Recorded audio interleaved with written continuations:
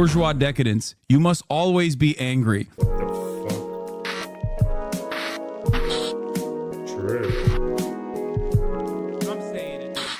I remember a few years back, you told the European chatters to keep an eye out on how their countries will slowly become like the USA in regards to their shift right in politics. Yes, except those European chatters are probably no longer with us because they also shifted right, especially after the incredibly militant attitude that people had once Russia unjustifiably invaded Ukraine. I suspect that many of those centrist, center-right, or maybe liberal German chatters, or maybe liberal European chatters became so invested in the NATO conversation that they could not recognize that their perspective was slowly but surely shifting. This, of course, is not new. Sweden has been doing this for quite a while. Many other European nations have been shifting. What the fuck is he saying? Is he saying that we all turned more right-wing because we became pro-NATO after Russia attacked Ukraine? Listen, I'm sorry. I'm sorry that a bunch of fucking fence 4 years ago or 2 years ago were like, am I a liberal or am I a communist? Well, the communists are supporting the fucking country that is invading Ukraine in whole or in part. Because even Hassan, who opposes Russia, still thinks the annexation of Crimea was justified. And fuck me. What are you going to do? It's not our fault that Mélenchon and Corbyn and all these people just decided to stick a fucking sock in their mouth. Are you eating a McFlurry? No, it's a fucking roll. It's an overnight oats with cinnamon and berries. Chill.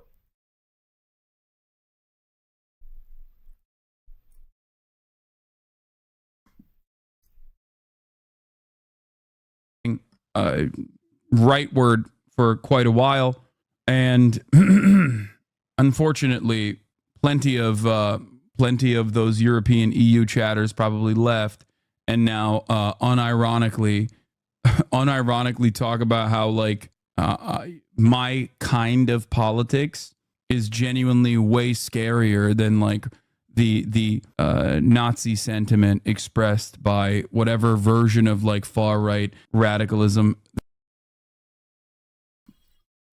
I love how he has to straw man so hard to shoehorn in this idea because he's starting on liberals prefer fascism to socialism. So he can't say they left because I supported the annexation of Crimea and tried to say that Ukraine had a Nazi problem because 900 people in the Azov battalion at one point or another, a small percentage of them might have been Nazis. Like, fuck me.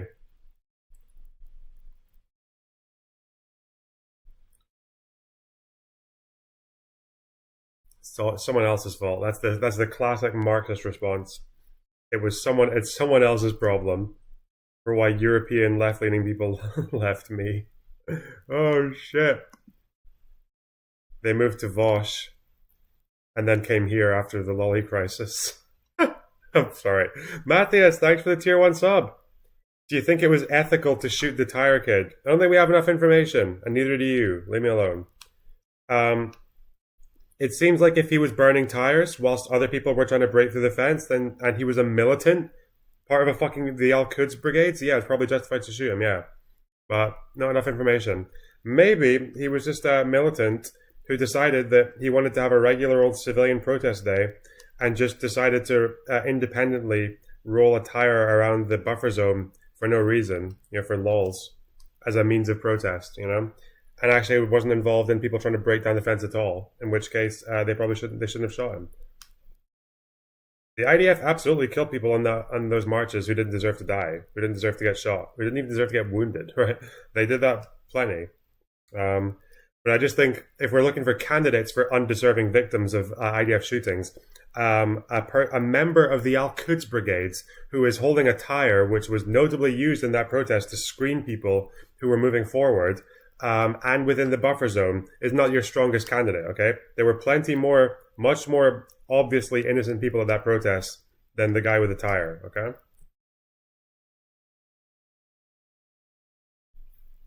Pondering Politics, thanks for the $19.99. I really appreciate that. To help fund your good time at the Miami clubs. Wow, I really appreciate that. $19.99, so that's basically 98% of one drink in the Miami clubs. Thanks, Pondering Politics. I really appreciate that. That's enough for me to give them $19.99 and then to be like, give me a minute, and I have to run outside and steal a penny coin from a beggar in the street and then come back, and that's my one drink in the Miami clubs. Thanks, guys.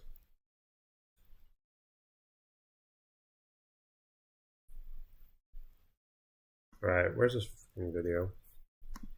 That occurs on in their own countries. Spy chief has told the BBC that the far-right Alternative for Deutschland party poses a risk to the roots of democracy. The AfD regularly rejects accusations of extremism, but the BBC has found clear links between significant party figures and extremists or even former neo-Nazi networks by investigating just one event held in the East German city of Cottbus.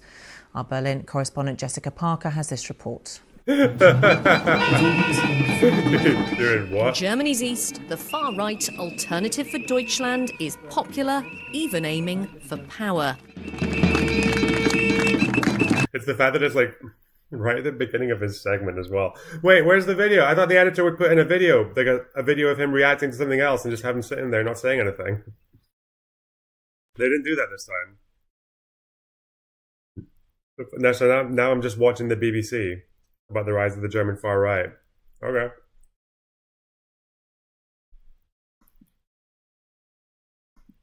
You know what's interesting?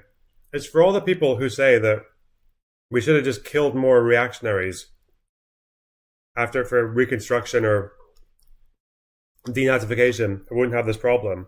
Germany's far right basically always has become popular in East Germany.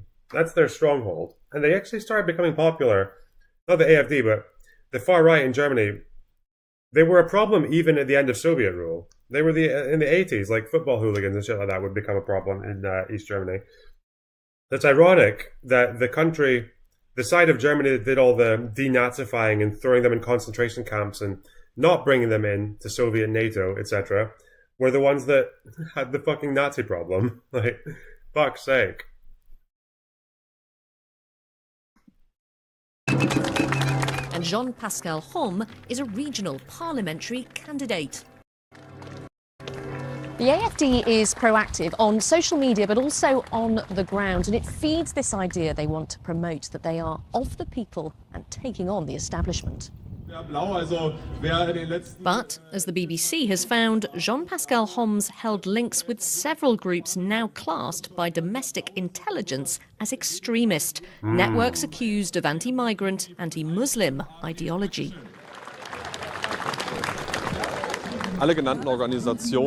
All these organizations focus on one subject, the theme of our times. It is the population replacement going on in Germany and in Europe. To voice that and to fight that politically is not extremist.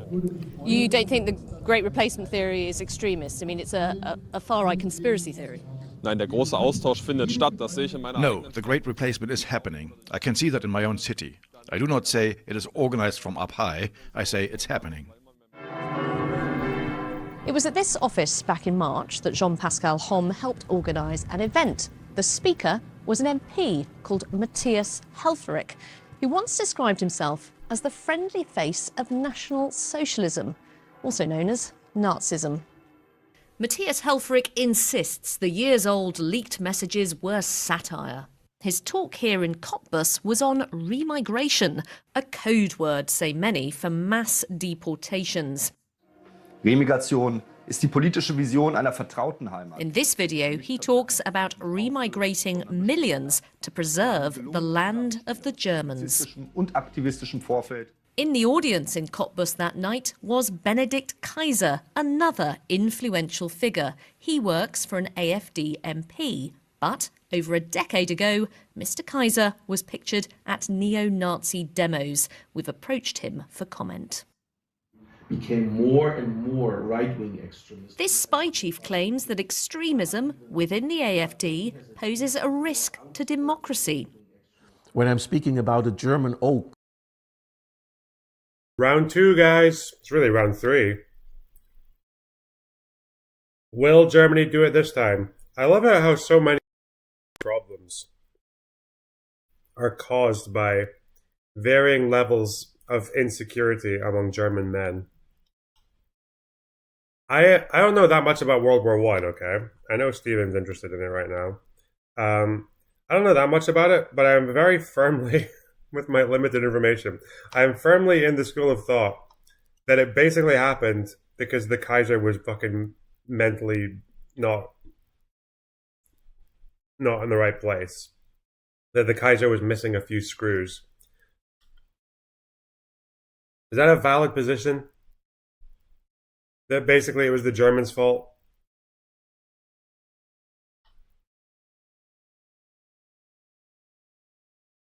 And then you have Versailles, which gives you fucking Hitler. That's a massive oversimplification. I don't care. It's true. If you're saying it's a simplification, that's because it's true, right? There might be more interesting variables, but it's true.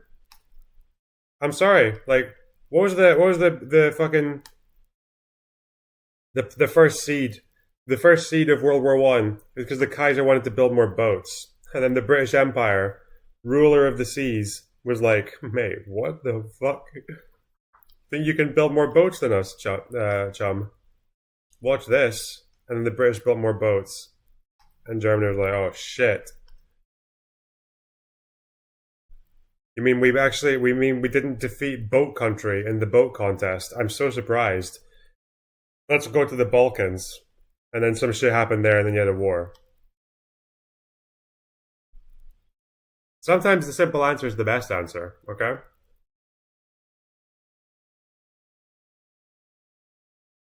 Moral of the story? Don't take on the British Empire in a boat building competition. Dumb fuck. Unless you got a license. I'm going to read so many books about World War One and find out that my conclusion is exactly the same as it was now, okay? Remember this moment. A big, strong, old tree. It can take a blizzard, it can take a storm. But once you have an enemy that goes for the roots, and that's exactly what's happening right now, going for the roots of our democracy, it's very dangerous because it goes to the vital parts of our democracy. What is it about the 20s and 30s and centuries that fascism just loves? What if you're Spain? Wait, forgive me if I'm wrong. I could say something. Well, I'm just going to ask. I don't know. Who won the Spanish Armada? Wait.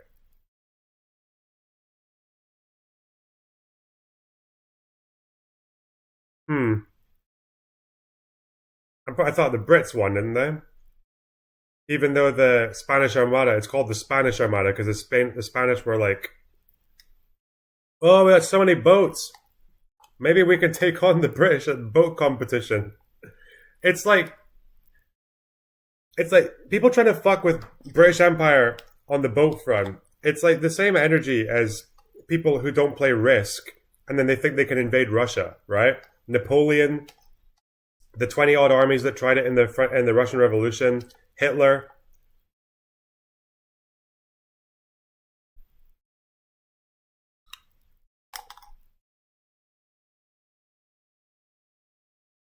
You know, the English Armada to Spain also failed. Listen, let's not get bothered in the weeds, okay? Fuck you. Loves to go full mask off. I mean, it's a cycle, right? It takes 100 years for this level of resentment to build up once again. The AFD says it's being smeared by a biased establishment. And as the country builds towards regional and EU elections, this isn't a fringe movement, but one trying to go... It's the kind of thing I expect a fucking hippie to say. Yeah, like it's about once every 100 years, the resentment. We need to have another duke it out. Bro, what was it? The gap between World War One and Two is pretty small. The fuck, man. What a funny thing to say. mainstream. Jessica Parker, BBC News in Brandenburg. Let's speak to Assistant Professor of Political Science at Boise State University. Where are Roaring Twenties? Bro, what do you think the Roaring Twenties meant for the average working class person? It's look around, dude. The Roaring Twenties, in the way that it's like mentioned in The Great Gatsby and the like, was roaring for the elites, as it is currently. You know, just wasn't exactly great for the average person. University, Julia Van Dusky. Julia, welcome to you. You've written about the rise of the AfD in Germany, haven't you? How? Yeah, mega yacht sales are looking better than ever. You know what I mean? Shit's popping. Entire industries specifically dedicated to serving the wealthiest individuals in society. Meanwhile, the average person can't purchase a house, has no meaningful way of creating permanent shelter for themselves. Far-reaching are its links with the far right, would you say? So the German government has been investigating the AfD for quite a while because it is known that many of its members do have links to the far right. So it is far-reaching. Now the far right... Yeah, we're literally doing space tourism and shit. Like, think about that. Likely through populism on TikTok, etc., young people are faster prone to become far right. AfD's in second place for young people. No, I don't think it's populism from TikTok. I think it's economic instability and volatility. I am never going to look at like one singular social media platform. No, these are far larger issues. There are far larger systematic problems that are creating the... I agree with that to an extent. Like, I don't think you could blame... But I feel like he probably does it as well, because he would probably be like an economic reductionist, right? Like, it's all just material conditions and people and shit like that. Obviously, post 2008, the right wing started to get more popular across Europe, but it seems to be that after the worst of it had passed with 2008, like the right wing growth kind of continued, hasn't it? So I think it's a combination. I think in Europe it was a combination of a refugee crisis in 2015 that no one really handled, that Europe didn't handle. Because really, to handle those kind of numbers coming from Syria and North Africa, Europe could have done it if they pulled all their resources together. But the problem was that, you know, half the country was run by fucking xenophobes, or half the continent was run by xenophobes. So everyone just plays this fucking annoying game of hot potato where no one really wants to deal with it. And then the result is that no one can deal with it. And obviously, like, if you have a refugee crisis that isn't getting solved, that just results in immigrants wandering the streets, looking lost and confused and miserable. Unfortunately, the European reaction to that is to be racist. But also, economic anxiety, I think, is obviously part of that. How does it feel being in the Hassan blacklist now that you've set foot in quasi-Israel Destiny's room? Am I in the Hassan blacklist? I haven't heard it. James Crawford, thanks for the £5. Rule Britannia, Britannia rules the waves. Listen, let's not take it too seriously though, okay? British Empire was problematic. Just as a show of concern, you should remove the nail polish before going into Palestinian villages in the West Bank. Really? Really? You mean I, a Lebanese person, need to be told that Arabs don't like flamboyancy? Okay. Thanks, bub.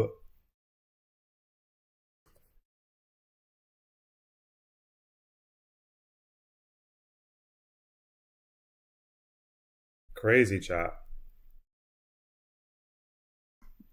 Exact same, creating the exact same results. It's austerity. It's austerity. It's the horrifying material conditions, a lack of future prospects for the younger generation that's breaking their minds.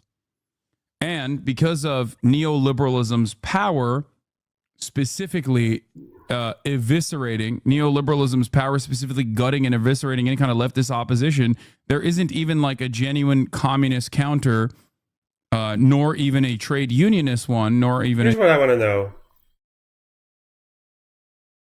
the rise of the right wing in Europe, does it correlate with the predominant of whichever country? I don't know. Like, I feel like Germany has a pretty big far right problem right now, even though their welfare system, as far as the most of Europe goes, is actually pretty decent. Oh, I cut out. I'm sorry. You guys just have to deal with that. It's okay. 1,000 of you will sit through my intermittent audio cuts. So you got Scandinavia. I don't think they have a far right problem, but I don't think it's as bad as. What I'm trying to find out is, are the more neoliberal countries in Europe, and when I say neoliberal, I mean like lower tax, fucking shitty welfare state, freer market, like the UK or like maybe Ireland. Because I feel like the most neoliberal state in Europe is the UK, but we haven't had the same far right surge that they had in Germany or France. Am I wrong? I know when I was doing like a European studies or whatever the fucking sociology, you had like 3 different kinds of. Don't say like again, Nigel. We had Brexit, but we didn't. So until this year, we haven't had a far right party polling double digits. The BNP is not a good example. The BNP got what, 500,000 votes, like a couple of percentage points. This is not the same as. Like, we don't have the AFD. We don't have National Front. Reform is just there now, but again, Reform are behind the curve, right? Reform are way behind the rise of National Front and AFD.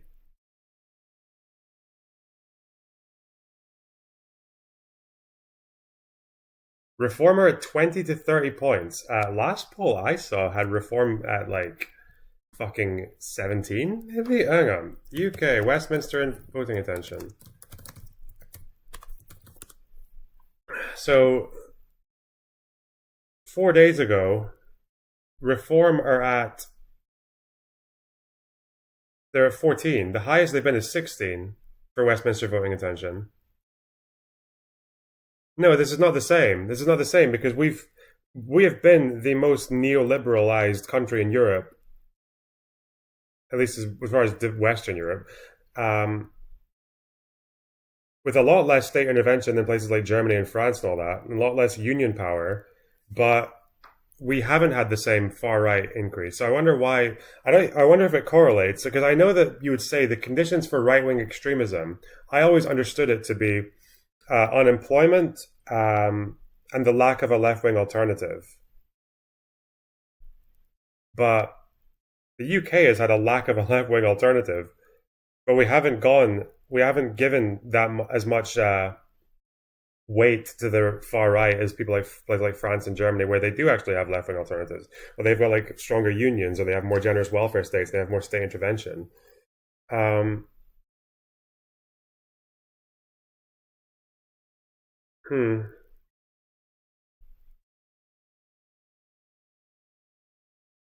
It correlates more with migrant waves.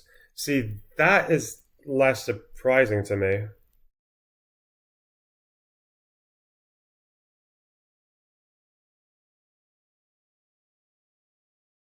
How far right are the Tories?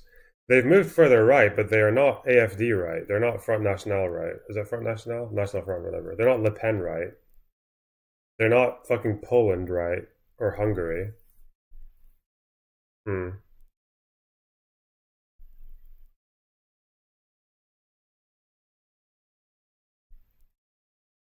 People think that the far right has been tempered in the UK by Conservatives getting more right wing, but haven't the right wing parties in Europe done the same thing?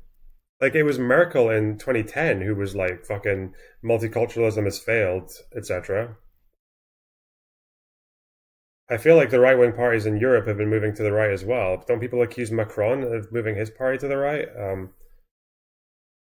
That was in 2010. Yeah, I mean, like they've been doing. Yeah, every right wing party, as far as I know, in Europe has been moving further right. I don't think that's just a Tory thing.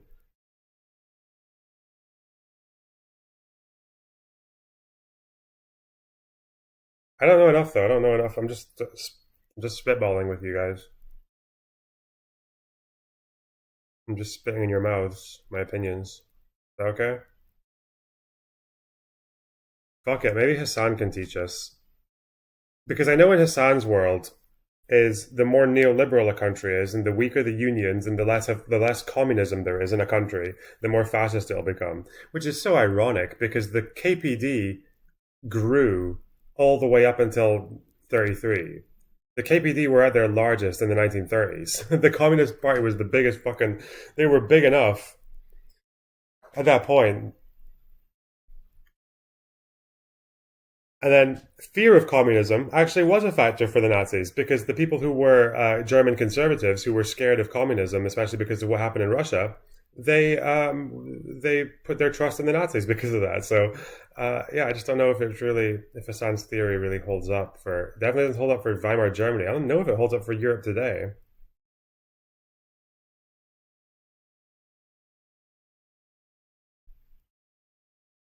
Hmm.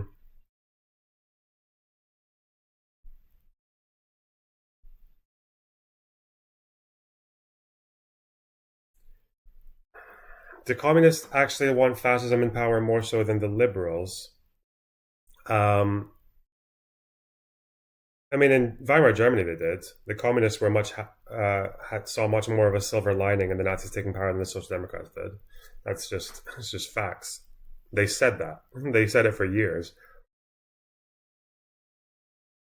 Hang on, 1 second.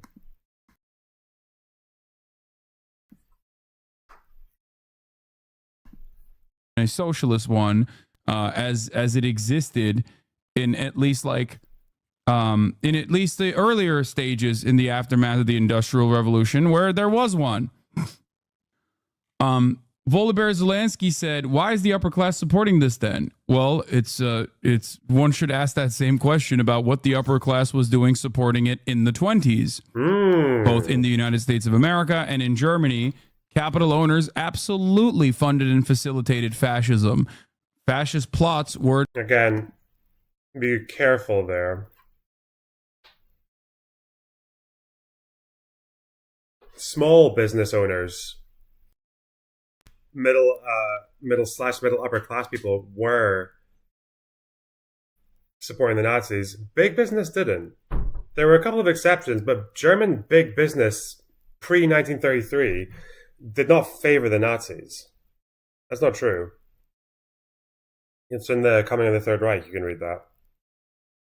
Most of the Nazi donations came from small donors or medium donors, not from large donors, not from large fucks. No. I think in Germany there was one very big company, or maybe two, that favored the Nazis, but most of them didn't. I think most of them were conservative, weren't they? Think. Yeah, the Nazis was very much like a middle class venture, not upper capitalist class. No, it was like a petit bourgeois project. Source. It's in the Coming of the Third Reich. I don't think I can tell you the page number, but. No, when people say that the Nazis were bankrolled by fucking German big business before 1933, no, they're wrong. That's not the case.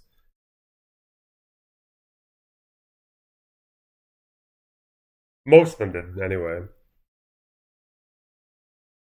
They were conservative more so than Nazi, actually, and it makes sense. It makes perfect sense because if you're a big business in Weimar Germany, the Nazis are not trustworthy. They're really unstable. They're thuggish. They're radically different. They're employing socialist rhetoric half the time. Why the fuck would you go with them? The Nazi appeal didn't have to do with economics. The Nazi appeal was very emotional, very nationalistic, and very to do with identity and shit like that. Yeah.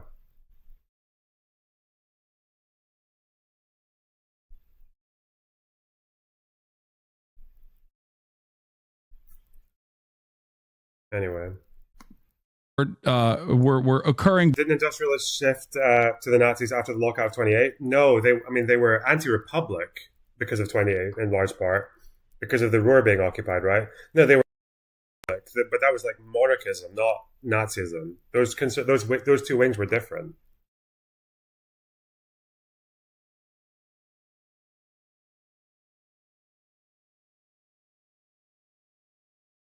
So if that's right, Loner, how do you dispute Hassan's source? Hassan hasn't given a source, he's just said things. So I can say things as well. And apparently I think I'm probably more trustworthy factually than Hassan. I mean, are there anything on the, or would there be any like quick articles about this? Like, did big business support the Nazis, Weimar? What happens if you Google that question? The role of big business. I mean, they're going to tell you the role, like big business did come on board during the Holocaust and shit like that, but not, I'm talking about Weimar Germany.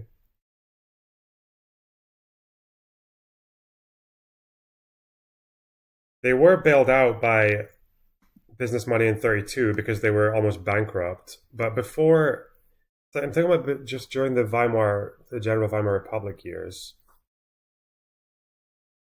There were two firms, as far as I know, right? There were notably like big Nazi sponsors. There were two big firms. Was it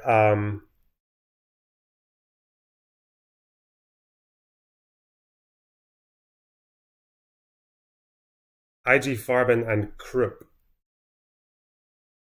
Oh, Farben.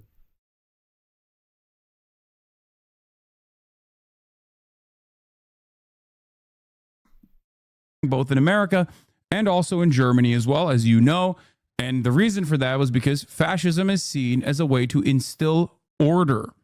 It's a way to reinforce the exact same. It's a way to reinforce the IBM. IBM was like, I thought that was during Nazi rule. I don't think like the Nazis' political campaigning was getting boosted by IBM, was it?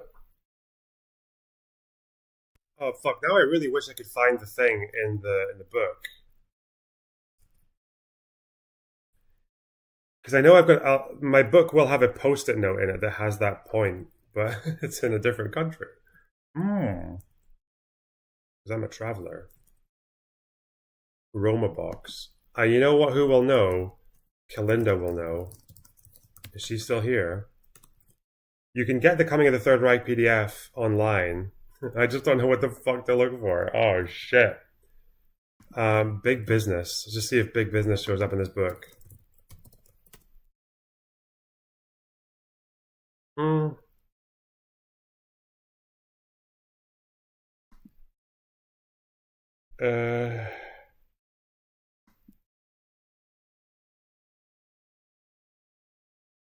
Big business held a privileged position. Big business bargaining with labor. It's not really telling. They were disillusioned by the Weimar Republic. We know that especially because of 28.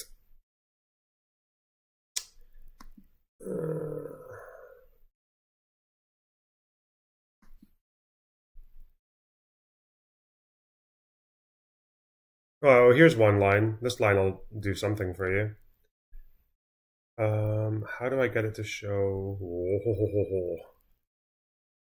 Fuck's sake. I'm just going to read this to you, okay? If you look up The Coming of the Third Reich online, PDF, you'll see it. If you don't believe me, I'll just read this to you because putting that on the screen will be a pain in the ass. So, I'll just read a paragraph before.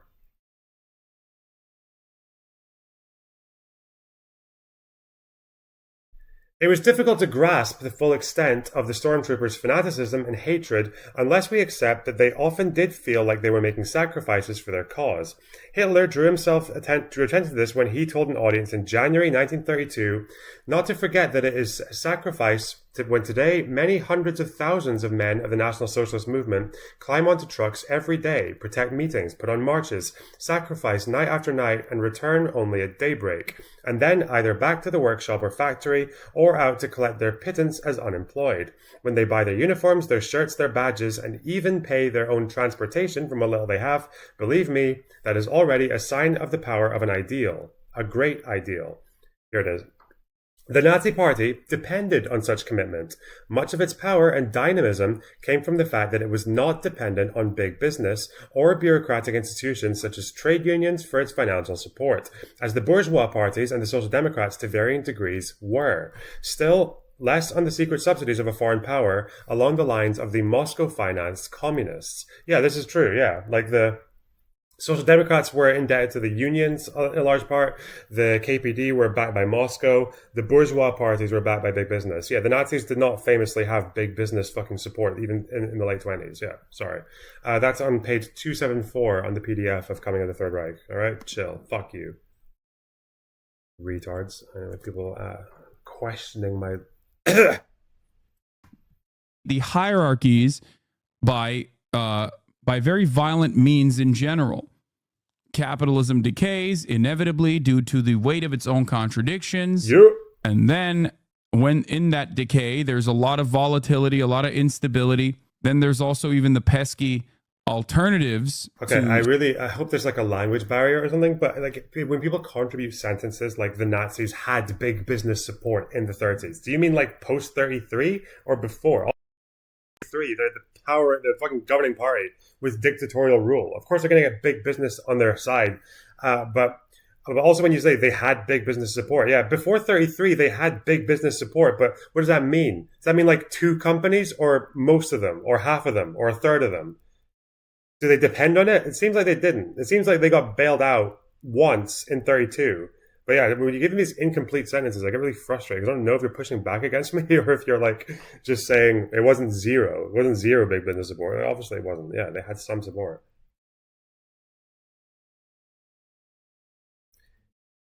Lonerbox, big business literally sided with the Nazis only after 5 other governments have been toppled by the Great Depression. See, that's a good contribution. That's a detailed contribution. You agree it wasn't the main thing? Okay, good. Yeah. I thought we might have had dissension in the ranks. Since we're reading about Nazis, okay, we're going to be very firm. Diversity of opinion. Fuck off. Fuck off.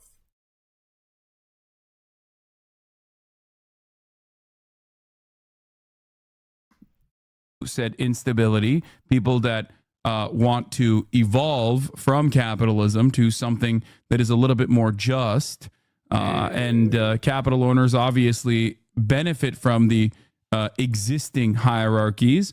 So what do? Well, they side with the fascists. They fund the fascists, because what do fascists do? They're not real socialists. They're not genuinely interested in class struggle. They're interested in stopping class struggle. Yes, yesterday a video went viral with upper class kids chanting xenophobic slurs. I know, that's how we started this conversation. The AFD, rather, political. Even when the steel industrialists like Krupp sided with the NSDAP DNVP coalition government, they did so through rabble-rousing opportunists. See, I didn't know that. I know that the conservatives sided with Hitler to some degree for that similar reason, but I didn't actually know one of the small handful of big businesses that support the Nazis. One of the biggest ones isn't even doing it because they like Hitler necessarily. It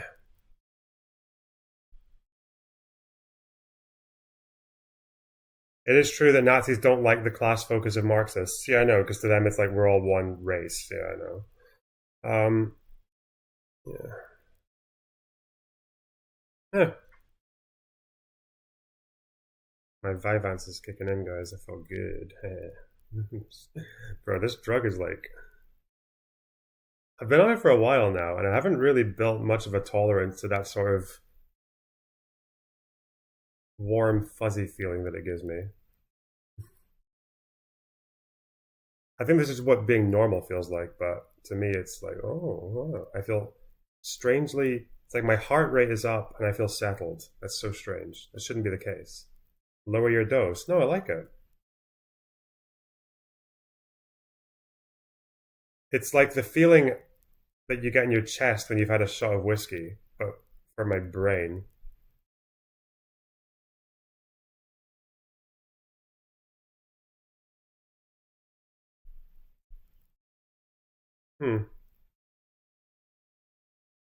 How'd you get that in the UK? You go private and spend a few £100, or you sit in a waiting list for 4 years. It's basically your options in the UK. Shithole. The book about the IBM and the Holocaust. Yeah, I've heard about that. Yeah, I've heard the IBM.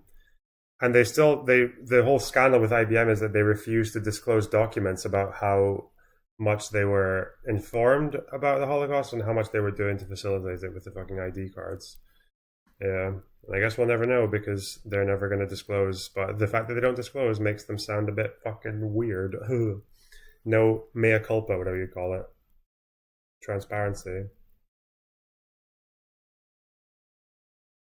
Anyway. Guys, Miami's expensive, and I'm not going to be streaming for long, so get your fucking donos in, okay? Don't make me cry.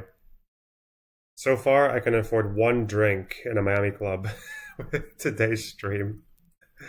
Fuck's sake. To be fair, the ads, I'm not counting the ads, so it's okay. The party is gaining in popularity, isn't it, in Germany? What would you put that down to?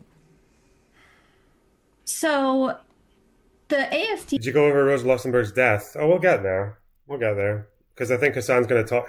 I'm just bouncing off of what Hassan's saying right now. He originally formed as a response to the Eurozone crisis. There are a lot of Germans who do not support the EU, and they don't support Germany's role in the EU. And so now there's a party that represents their interests. They're more popular in East Germany amongst older people who had been socialized under a completely different political system. They lived under communism and an authoritarian regime. So no. Politically, they're a little bit different than West Germans. So it's not surprising that the AFD is a little bit more popular there. It's not surprising because they lived under authoritarianism for decades.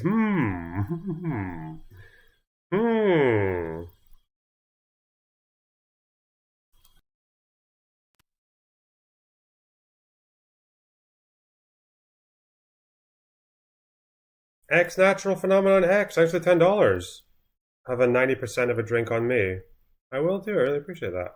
Rio Flammel, thanks for the $5. Some people on the DGG Reddit were speculating that there's some tension between you and Erudite. Everything good? Question mark? Yeah, it's fine, bro. Like, she has a style. I don't always. Thing is, I get awkward. Okay, I'm socially awkward, but I don't get uncomfortable. If I look uncomfortable, I'm usually not. It's very rare that I'm like sitting there like, oh no, I wish I was just in my bedroom playing video games. I don't know. I just it's just the autism. I just look uncomfortable. No, we're fine. I think she felt quite bad for taking it a bit far. Invasive questioning. Nah, it's fine though. She's alright.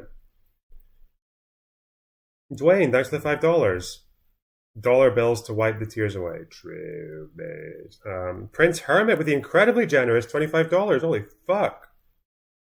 Good things to those who ask, eh? Get a shot of whiskey, warm feeling in your chest too. Hey, really appreciate that. Yeah, to be fair, some places do serve Scotch whiskey here, so, you know. And Lexer, thanks for the $5. $4.99, really. Here's the money you asked for. Read Prophets Without Honor, Enjoy Israel. Say hi to Yair Lapid for me. I really hope we get Lapid. I think he's a big maybe right now. Really appreciate that. 10th super chat. Wow. What a dude. Archer with the $2. US, do you think there's a chance of a federated EU? Not at the moment. In the future, maybe. I mean, if you went to 1930 and said, do you think there's a chance of a European Union? They'd be like, what the fuck? But, I mean, that happened, so. I guess we just need another world-ending war. We need another catastrophic, devastating war.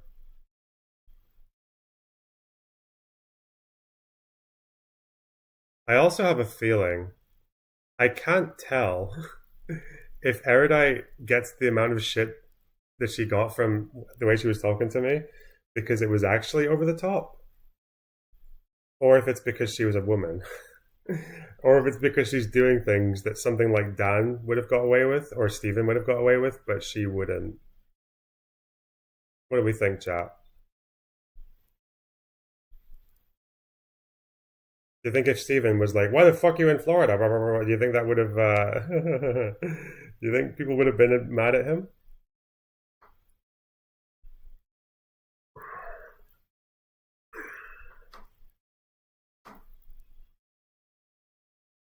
I think it's because she's a woman doing things that men would usually get away with.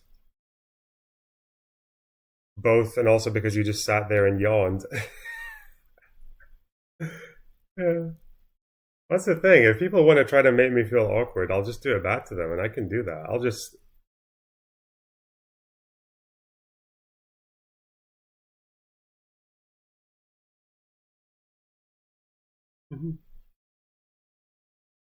All right.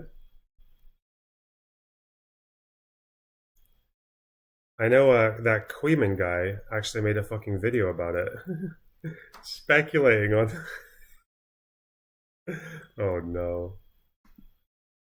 And what do you think it means for the future democracy of Germany, or would that be alarmist to even go there? What a phenomenally stupid liberal analysis of the situation. I wonder why East Germany would be more susceptible to right-wing populism like this. Yeah. Oh, I'm sure it's because they grew up under communism. No, perhaps it has something to do with the fact that the material development of East Germany was stunted. It was shit because they were communist.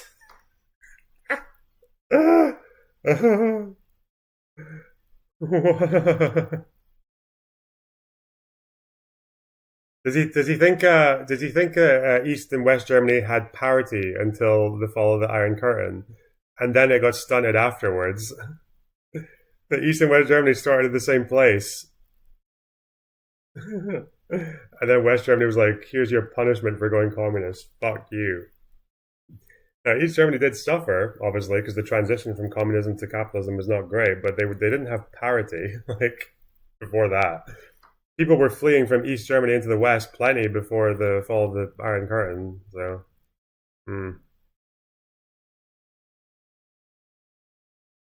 Also, I'm pretty sure right-wing extremism was a problem even before the fall of the wall.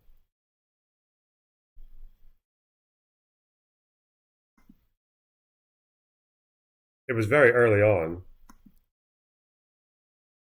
Get your liberal analysis out of here. It's just a multi-dimensional analysis. I don't fucking know. Because I thought right-wing extremism started to pick up in East Germany because the Soviets were bringing in immigrant workers, and the combination of authoritarian rule and xenophobia just kind of like fed into itself, and the right wing grew off of that.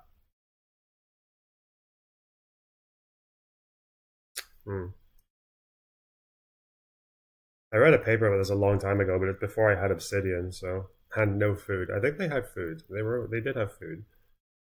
Anyway.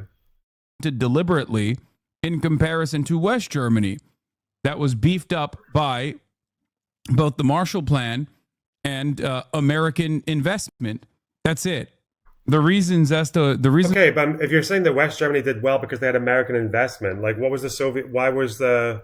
There were two sides of the Cold War. There were two superpowers. Why was the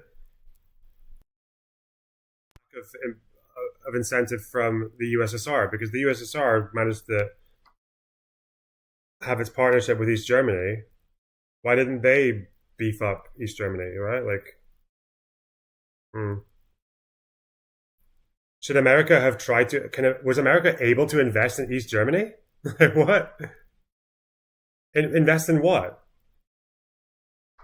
Should they have just funded the Soviets, the Soviet administrators in fucking East Germany? What the fuck? Did the Soviets reject Marshall Plan money? I didn't know that. They wouldn't allow it. Well, they couldn't really, because what would you be investing in? Like the Soviet state, like the Soviet state coffers.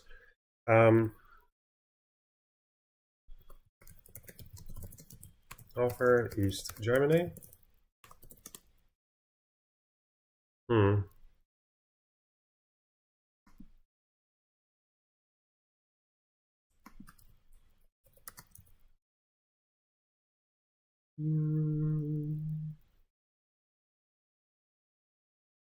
The areas excluded. Large parts of the world devastated by World War II did not benefit from the Marshall Plan. The only major Western European nation excluded was Spain, whose regime under Franco was highly unpopular in Washington. With the escalation of the Cold War, the United States reconsidered its position and in 1951 embraced Spain as an ally since it was encouraged by Franco's aggressive anti-communist policies. Over the next decade, a considerable amount of American aid would go to Spain, but less than its neighbors had received under the Marshall Plan. The Soviet Union had been badly affected as any other part of the world by the war. The Soviets imposed large reparations payments on the Axis allies that were in its sphere of influence. Austria, Finland, Hungary, Romania, and especially East Germany were forced to pay vast sums and ship large amounts of supplies to the Soviet Union. Those reparation payments meant the Soviet Union itself received about the same as 16 European countries received in total from the Marshall Plan aid.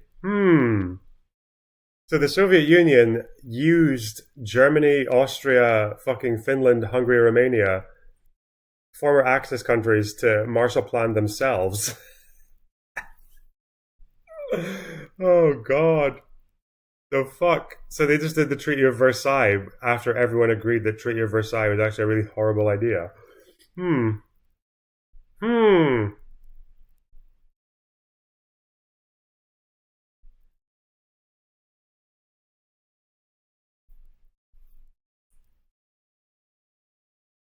Interesting. As to why there is more reactionary sentiment in East Germany is because East Germany was left behind. This is also false. They're most popular among the population that grew up in the aftermath of the reunification, born around 85, 95. There. Currently, I don't think the AFD is going anywhere. However, I don't think they're big. So capitalism brought wealth and communism brought poverty? Yes. That's what I'm saying. That's actually... Wait, that's true though, isn't it? The fuck? Why would Hassan say... I thought Hassan seems to bounce around very hard between being pro and anti-Soviet. I feel like... Is it because... You know who actually made a point about this? It was Hakim who said that we should stop apologizing for 20th century communism. That's what he believed, because he thinks it's like a sign of weakness for socialists to spend the whole time on the back foot being like, oh, we're nothing like all the other socialist regimes of the 20th century. And his whole thing is that we actually have to embrace it and say it's all based if you're a socialist, right?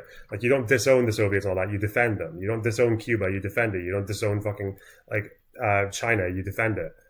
Yeah, Richard Wolff. Did Richard Wolff do that? He it does the same thing though. Richard Wolff bounces between the two. I guess it depends on who the audience is, right? If this was like a mainstream fucking normie channel, Hassan would just be like, Soviets, yeah, I wouldn't do it that way. Then he'd just move on to talk about co-ops or something, or welfare and unions and all the things that are not socialist. Yeah. Vosh never does this. Yeah, but Vosh is unique. Most social... Actually, I don't know. I feel like most people who call themselves socialists would not be pro-Soviet.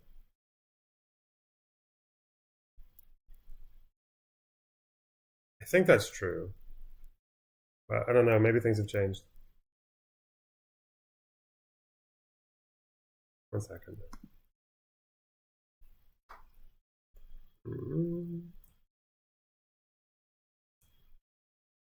Boss is very unique. Yeah, independent thinker. That's why we have a soft spot for him in this channel, okay? Marcus, thanks for the 5 gifted subs. That's really generous of you. Holy shit. Jesse Irwin, thanks for the 5 Canadian. You should try to talk to Hassan about this. It would be great content. Listen. I'll try my best, okay? To ever form a government in Germany. They're still quite small. And the other parties, the mainstream parties, are unlikely to form a government with them. So in the short term, they can make a lot of noise. They have a platform in parliament, but I don't think they're going to have a lot of influence over policymaking. Okay, Professor Julie Van Dusky, thank you very much for... Only recently, Olaf Scholz was on the cover of Der Spiegel with the quote, "We must finally start to deport in a big fashion." I wonder how saying that shit became more mainstream. Yep. The West will do liberal shock therapy to former communist areas and then blame communism when that shock therapy plays its course. Yes. Okay, that's a good argument. Shock therapy in former communist countries was really bad. We know it was bad because we took alternative approaches in places like Slovenia and didn't get the same results. Yeah. It doesn't take away from the fact that communist economies were dog shit before shock therapy.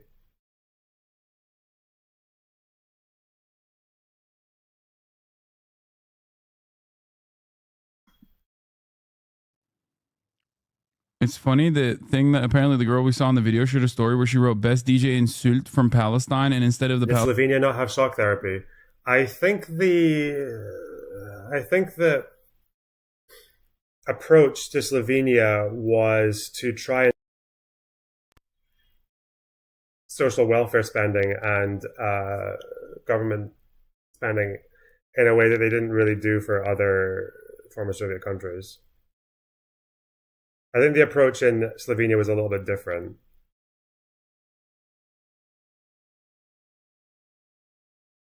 The shock therapy meme can't be the strongest argument in this video, right? I think it might be.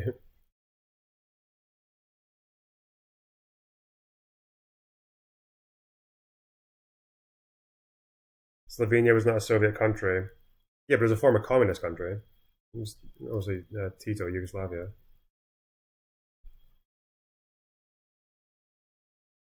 I bet you don't know the capital of Slovenia, Ljubljana. Is that not the capital, or is that just the country? Is that just like one of those countries where the biggest city, where the capital is just some shit country that no one cares about? City, sorry.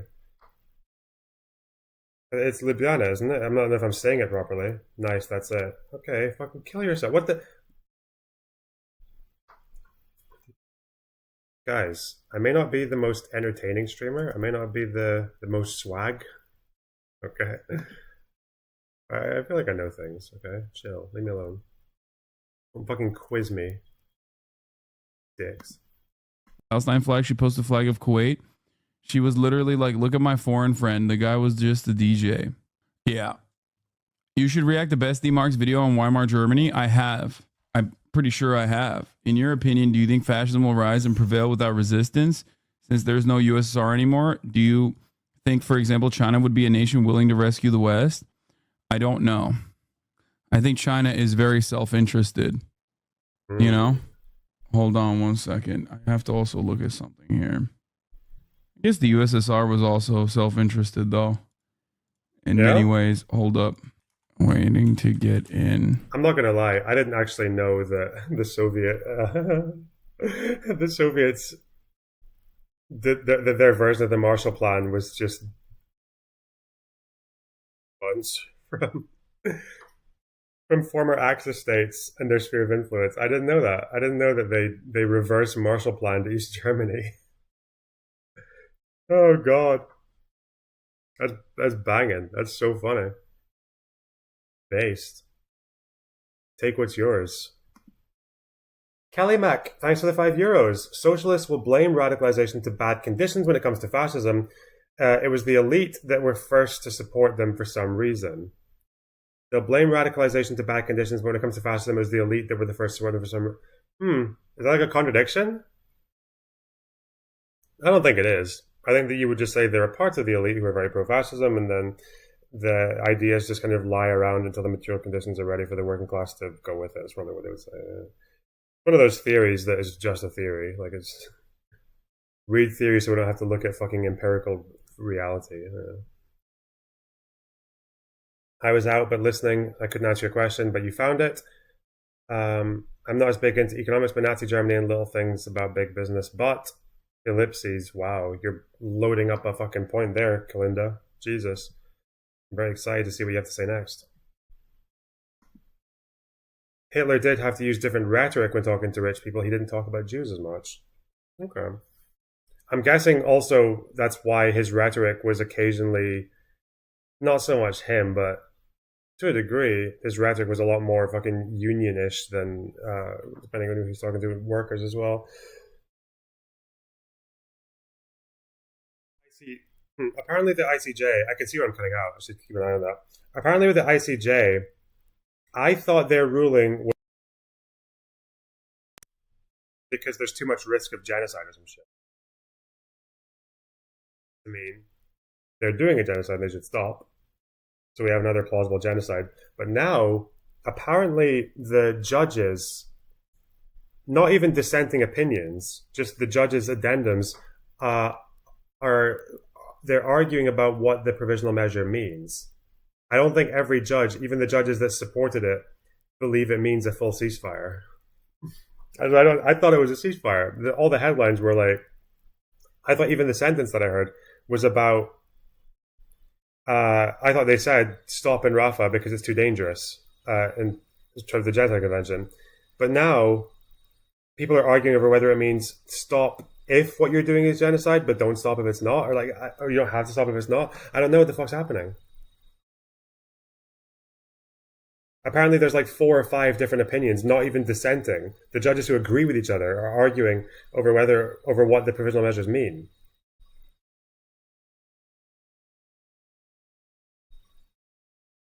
But obviously the whole so I think we might have actually, I'll read them maybe tomorrow, but it sounds like they've actually just done plausible genocide again. Like they've just done the meme again. Oh God. I don't even know who I blame at this point, the ICJ or...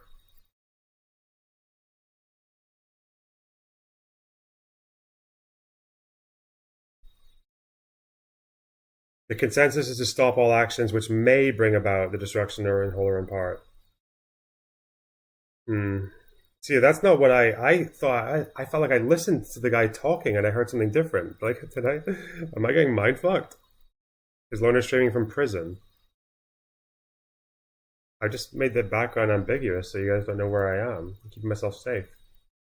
Because apparently someone saw me in Wynwood yesterday. I'm like, what the fuck? Fuck off.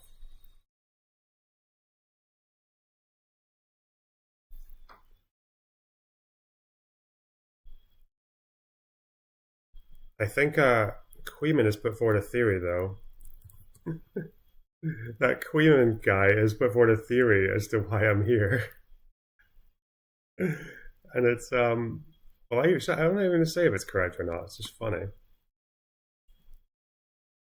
I'm not going to tell you guys what it is. Okay, find out yourselves. Y'all are live. Also join. I'm waiting for my team to get in on Rust. There's a Best D Part 2 called the Galen Organization that you didn't watch. Let's see. Leftist uprising took out many fascist regimes without outside help from the USSR. Let's see. How Nazism survived Germany. We watched How Nazism survived Germany. Organisation Gehlen. We didn't watch that part, but there was also another thing that I kind of wanted to see. The Betrayal of the German Revolution, Part 1, Part 2, and Part 3. This talks extensively in detail, I suspect.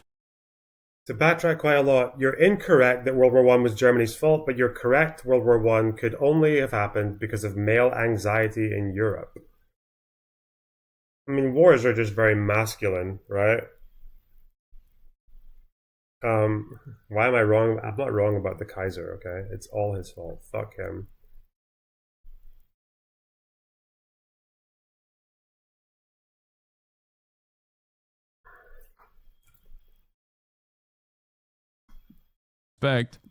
About the whole like liberals betraying KPD, siding with the fascists, and the rise of Nazi Germany. Okay, what did the communists do in the late 20s and the early 30s, Hassan? Why is your history so convenient? This is, if you learn from a Marxist-Leninist, Weimar history is there's going to be an awesome revolution. It gets crushed by the Social Democrats who use the Freikorps to help them.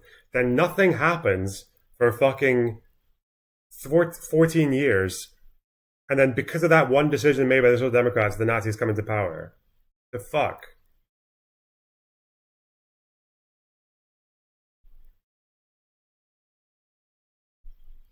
Did you hear about the plot in Germany to overthrow the government and put the monarchy back in place? Yeah, I did. Yeah, I did a segment on it. Yeah, that was really funny. Yeah, I don't get that. Yeah, the KP, like, okay, I'm sorry. First of all, the Social Democrats, there are so many good criticisms of the Social Democrats. They were not the good guys for a large part of the fucking history. Article 48 was mostly their fault. And that was like the fucking self-destruct button of the Weimar Republic. The fact that the president or the chancellor could just fucking overrule, is it the president or the chancellor? I think it's president, could just overrule everyone in a defined state of emergency. That was a huge, and the precedent for misusing it was set by the Social Democrats. President, yeah. But the KPD were a very small, not very popular group of Soviet-backed revolutionaries in a country that had just lost a war and had just barely managed to scrape together a democracy out of the ashes post-Kaiser. And before the first election, they decided they want to overthrow the government and take it for themselves. And they thought the Social Democrats should help them with that. Why?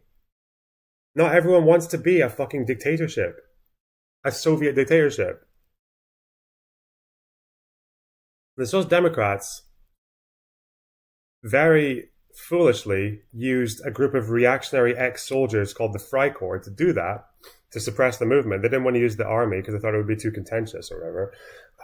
So this right-wing interior minister called Gustav Noske uses the Freikorps, and obviously the Freikorps are fucking insane, it turns out, very proto-fascist, and they murder a bunch of the KPD leaders, including Rosa Luxemburg, and dump them in fucking rivers or whatever. But that's not like the fucking chain reaction that brought the Nazis into power. The Social Democrats fought against the Freikorps like 2 years later, when the Freikorps tried to overthrow the government themselves in the Kapp Putsch. The Social Democrats, through the trade unions and the general strike, was able to suppress that revolt. They were not friends with the Freikorps. They didn't have any long-standing agreement. They didn't empower them long-term. They didn't do shit. Like, don't forget Rosa Luxemburg wasn't a Leninist. Yeah, I know. So one of the German communist refugees who fled to Soviet Union after the Nazis took over was murdered by Stalin because he was friends with Rosa Luxemburg. Just because he was friends with her. And Rosa Luxemburg wrote a paper criticizing Lenin in like 1918. So, yeah. Poor Rosa, though. She didn't want to do that. She didn't want to overthrow the government to begin with. She voted against it because she wanted to stand in elections. She went along with it in the end because she didn't want to betray her comrades, but she got voted down. Yeah. Also, the fucking KPD. What do you mean betrayed by the liberals? The KPD were already handing out flyers saying to overthrow the government whilst they were still negotiating with the Social Democrats. If you look at the dates of the timeline, the negotiations were still ongoing when the communists were handing out flyers to tell people to overthrow the government, to prepare for the strike and to overthrow them. So it's like, I don't know, fucking cunts. Not very trustworthy, I would say. Betrayed. Betrayed meaning that everyone who is left-leaning should support a fucking foreign-backed Soviet revolution the minute it arrives, right? Would Hassan be okay with that? If a group of fucking like Soviet communists tried to overthrow the American government, would Hassan want that to happen? I think he'd have to think carefully before answering that question, though, because as based and epic as it would sound, and as good it would be to cover in his stream and to interview the fucking insurrectionists, he'd also have to be very carefully considering what they might do to him afterwards if they ever decide that he wasn't quite pure enough. Rosa based. She's one of the better ones, yeah. I don't think her opinions on Ukraine were very good. But yeah. What are some good books about that period in Germany? All of Richard Evans' Third Reich series. Third Reich, Coming of the Third Reich in Power, Third Reich at War. They're all really, really good. Very detailed. The revolution was what I was talking about.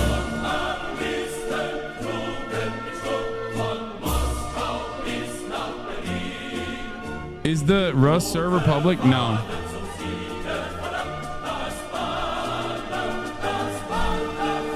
What did she say about Ukraine? I think, and I haven't read this myself, I've only seen snippets of it, so I could be wrong.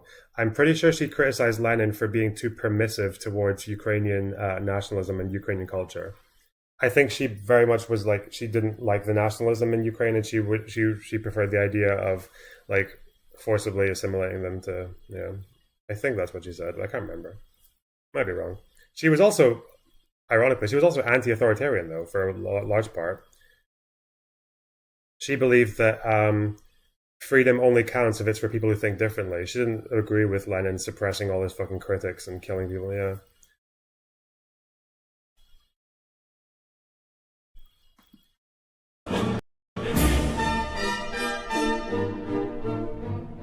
What a tune.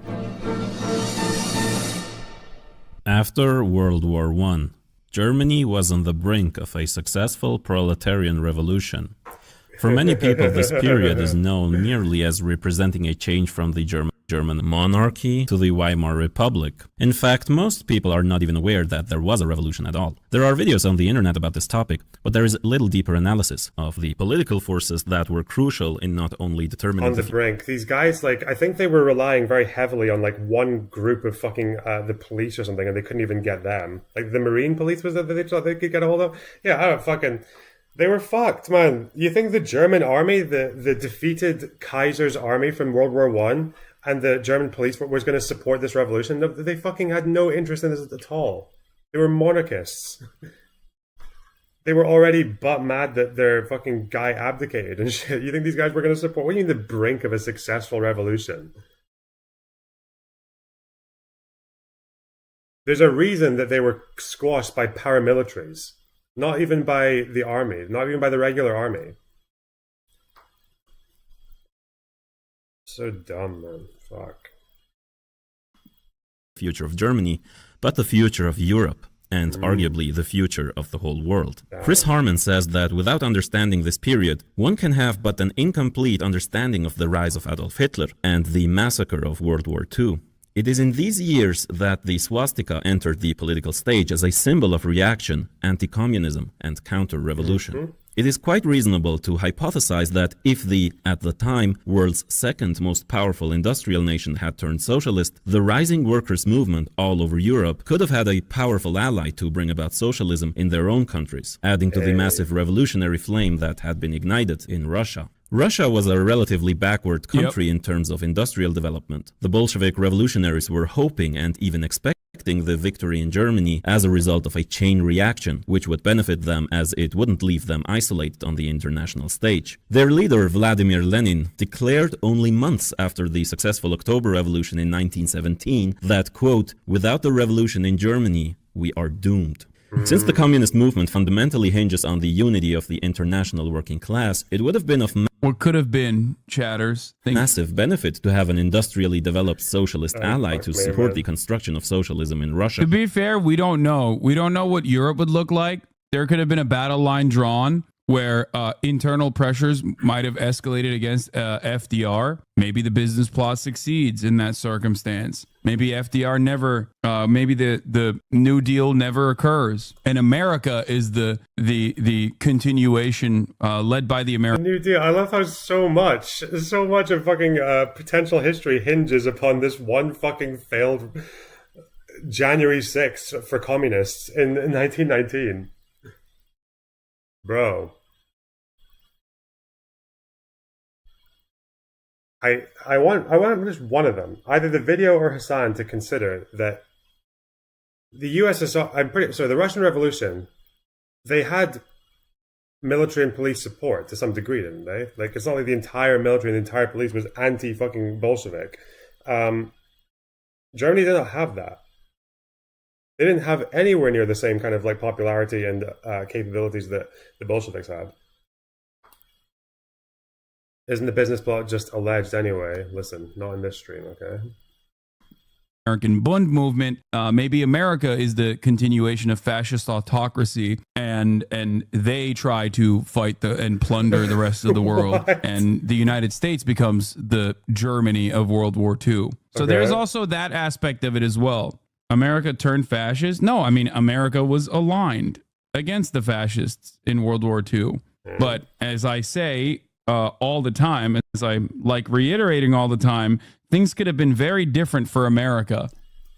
And likewise, it was the Great October Revolution that massively accelerated and supported. You know what? Let's do all history. Yeah. You know what? Maybe the Nazis could have been kept out of power completely if the fucking communists had just embraced a democracy, right? If they had just been like, you know what? Voting's not bad. Maybe if the communists had realized that they were going to lose the 25 election, which they were going to lose, and put their weight behind the Social Democrats and not let Hindenburg become elected. How the fuck does that never come in? If you want to blame it all on one event that just sets a fucking chain reaction that lasts 14 years, why not consider that? Why not consider that Hindenburg was first elected president because the KPD split the vote. They split the left-wing vote. And obviously, you would say, well, they don't want to do that because they're not liberals. They don't believe in liberal democracy. They don't believe in elections. They don't believe in free speech. They don't believe in fucking any amount of free trade. Yeah, they don't believe in any of that. But if you can understand it for them, then you can also understand why Social Democrats have no interest in following fucking Stalinism. Bolshevism at that time. Yeah. The establishment of councils all over Hungary, Austria, or Germany. Quote, "We shall achieve victory only together with all the workers of other countries of the whole world," Lenin stated later in April 1918. Defeated revolutions are quickly forgotten, yet from the perspective of the working class, this revolution should not be brushed aside. There is not only lots of lessons to be drawn from this period, but it is immensely inspiring to have history reaffirm that workers' power in Europe is possible, despite the sheer strength of the capitalist class. There are way more Germans who hate Nazis than Nazis. Please acknowledge that, brother. I'm talking about, and this video is detailing something that you are, I think, unable to understand, perhaps as a German person yourself. We're talking about German liberalism and how it made way for the Nazi movement. Oh my fucking god. It made way for... By doing what? Did the Freikorps not exist before 1919? One person in his chat is going to mention the Kapp Putsch, right? The fact that the Social Democrats fought against the Freikorps. One person's going to mention it. One person.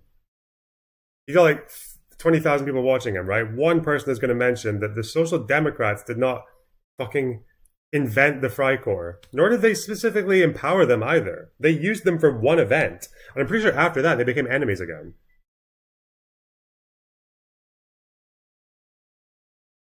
Holy shit, man. He refers to the SPD as liberals.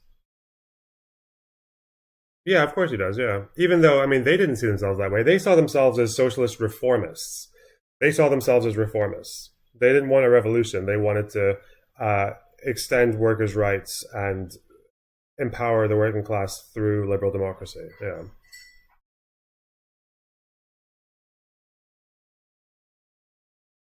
But they were still Marxists. They still saw themselves in that way. Obviously, Gustav Noska was not really that much of a Marxist, but... Fuck me, man. This is it. This is where this is the entire... if you're like Hassan, like a communist, this is all of Weimar history, right? It's 1919, Rosa Luxemburg dies, Nazis come in 33. That's it. That's all you need to know. How fucking... Do you not get curious? Does Hassan not sit there like thinking, you know what, God, if only 1919 had been different, you know? It's a shame that... Does he not ever think, you know what, if someone asked me what was happening in Germany in like 1928, I wouldn't know to save my fucking life. You know, if someone asked me, who was the president in 1926? Oh, I don't know. Maybe I should find that out. What was happening in 23? Maybe I should find that out. Like, what were the communists doing when the Nazis took power?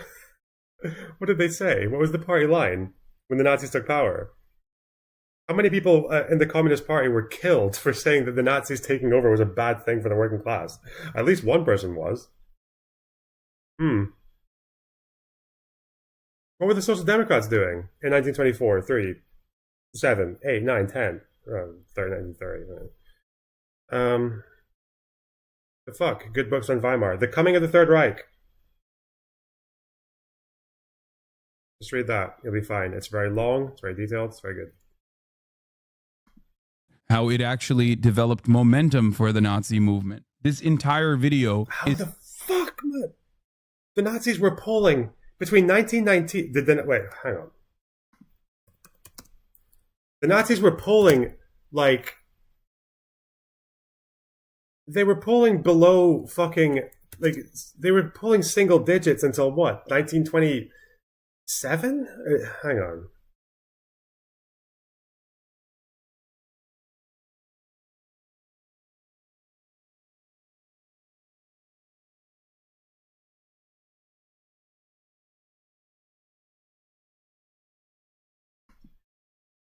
Weren't they the top second party?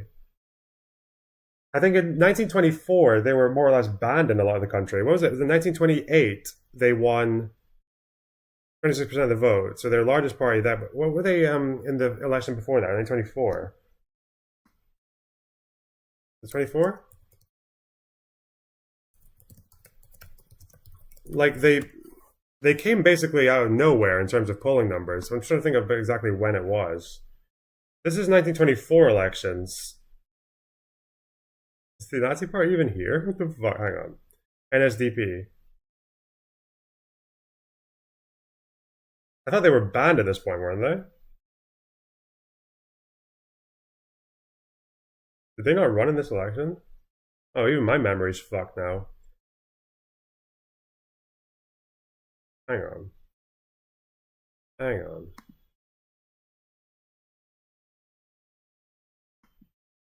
The NSFP was their ban evasion alt. Was that what it was? Well, Ludendorff. Hang on. I know like they weren't like a serious voting power until like late 20s. I just need to find out exactly when. And I did it in my Weimar video. Lonerbox, Weimar. I should really have done a Weimar video on this rather than the free speech thing, because people care so much more about this. Oh my god, hang on.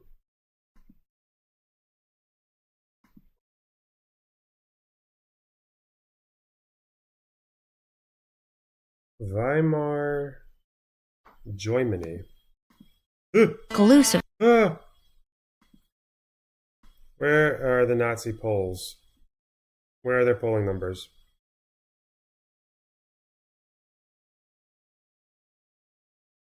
That's the Social Democrats and pro-democracy parties. Yeah, bro. Wait, I had a fucking table here. Did I make this myself? I think I made this myself. Yeah. Wait. Am I retarded? I might be. 1928. May.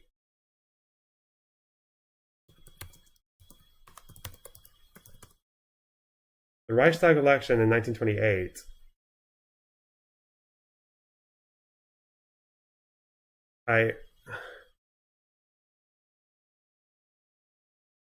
What the yeah, okay. No, I'm not wrong. What the fuck? Yeah, in 1928, the Nazis won 2.6% of the vote.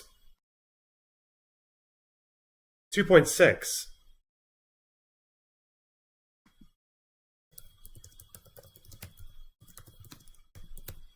Not the federal election, the Reichstag. That's kind of the same thing, isn't it?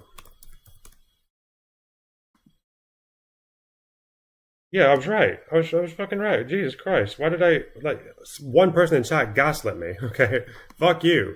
Look, this is 1928. They're polling at 2.6%.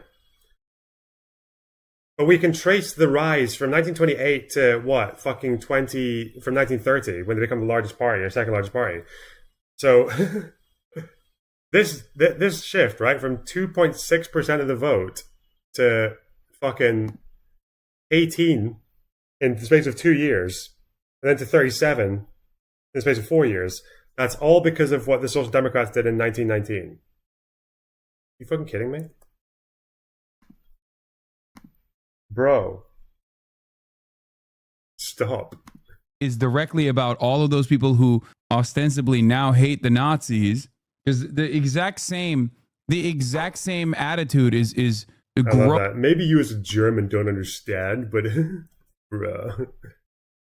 If only you'd let a group of fucking knuckle-dragging, theory-head, Russian-backed dipshits overthrow the government with no popular support, with no military support, with no police support in 1919. If only the Social Democrats just let them do it, we wouldn't have had Nazis. Bro. growing. The exact same sentiment is growing in Germany at this moment. We're looking at history in order not to repeat its mistakes. But you are, it seems, unable to understand that and are literally saying, no, we will repeat those mistakes, actually, and you will shut the fuck up about it, as we are in the process of repeating said mistakes in Germany. What should they do? Should they... What's the mistake that they're making? There's not even a KPD trying to take power.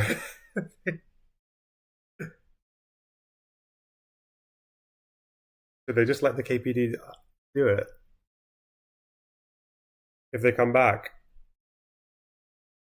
just let them into the fucking Bundestag and let them take over. Pope John Balls, thanks for the $6.99. Loner hitting us with the black anti-hairdo. Keep up the good work, man. The black anti-hair... What the fuck? It's just normal. Fuck off. It is this explosive potential of revolutionary inspiration that is among the reasons the history of the German Revolution is twisted or straight up denied. Quote, a German revolution after World War I? A West German undergraduate in my German history survey indicated she had never heard of such a thing, and until the 1960s the same was probably true of most Western academics, said Robert Wheeler in the late 70s. Winston Churchill derided it by claiming it was part of a Jewish conspiracy. Of course, other liberal commentators state that it was in this period that democracy won against dictatorship. Another reason this revolution is not mentioned very often is that it is a period of great shame for the supposedly progressive liberal forces, since it's not mentioned that much. For the same reason the Cap Putsch isn't mentioned that much. Or even the... What was the other one? There was another right-wing uprising in 1920 as well, wasn't there? Germany, right-wing... Was it the Ruhr Uprising? Kalinda, where are you? The Cap Putsch was 1920. What was the other one? There was another fucking German revolt.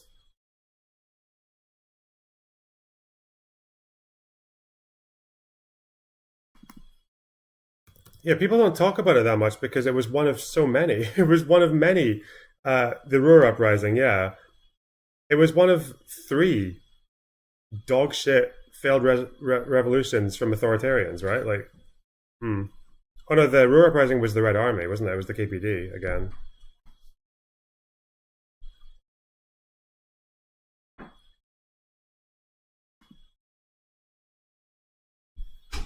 No, beer hall, yeah. I mean, people only talk about the beer hall putsch because it was Hitler, right? Because it became important later. Showed how they had zero concerns about collaborating with the most reactionary and bloodthirsty elements of society in crushing the movements that endanger the capitalist system. In Germany, the party mainly responsible for that cooperation, the SPD, has been one of the main ruling forces in the German government ever since, now claiming the chancellor position with Olaf Scholz since 2021. The story of the German Revolution is the story of how that... I don't actually know that much. I don't remember that much about the Ruhr Uprising. Oh.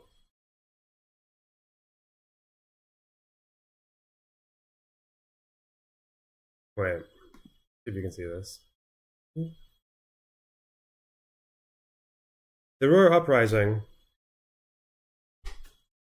Was this when... This was when the Freikorps units were dismantled by the same guy who used them in 1919. I forgot that. I forgot that apparently by the Freikorps units that paved the way for Nazism, they were disarmed. They were dissolved a year later. Fuck. And that's when they tried to do the Cap Putsch. And they were fucked, and then they were defeated by the general strike from the Social Democrats.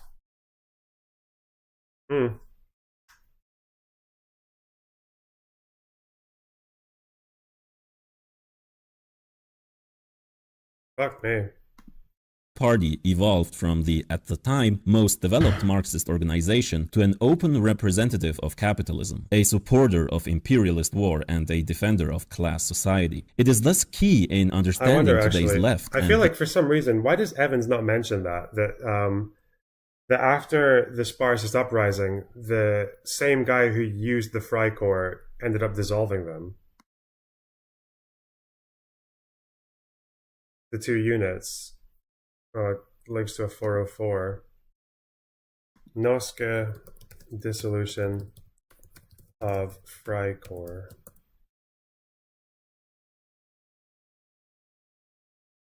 I'll look that up actually.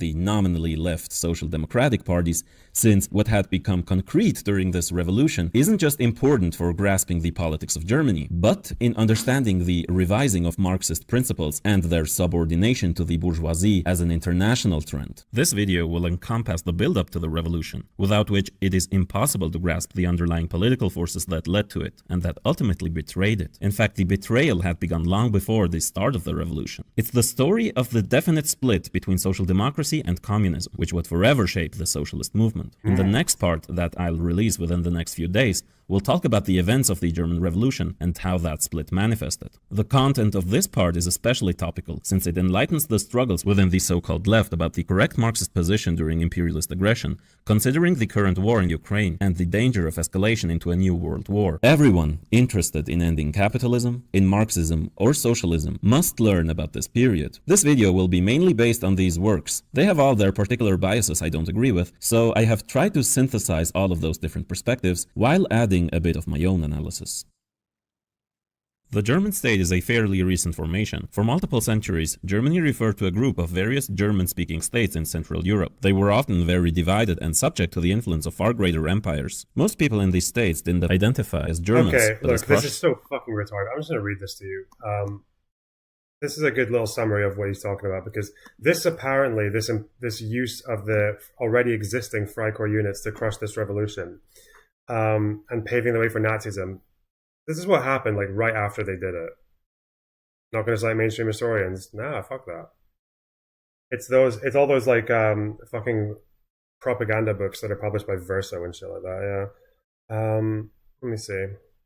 Some of them might be historians though. That Chris Harman guy is a historian who wrote that book about the Forgotten Revolution, but he's also like insanely partisan.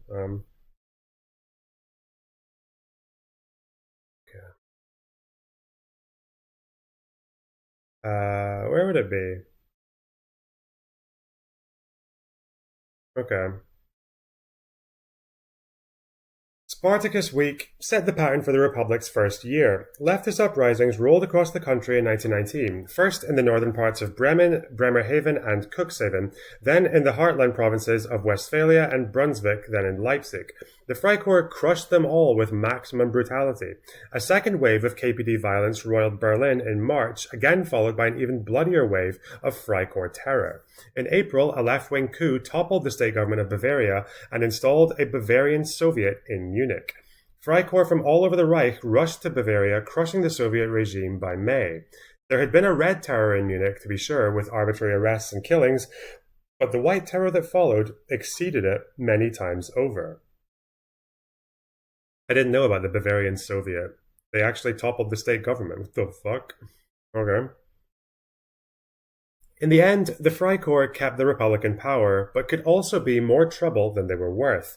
A Germany crawling with thousands of heavily armed soldiers was hardly going to be acceptable to the victorious Allies. In March 1920, under Allied pressure, Ebert ordered most of the Freikorps disbanded. In response, one of the soon-to-be demobilized units, the Erhard Marine Brigade, rose up in revolt and occupied Berlin. Troops of the tiny regular army, the Provisional Reichswehr, stood aside and offered no resistance. Some of it was due to the army's small size, but also there was undeniable sympathy within the regular ranks for the uprising. Remember, this is the same German fucking army that, that the communists thought they could take control over.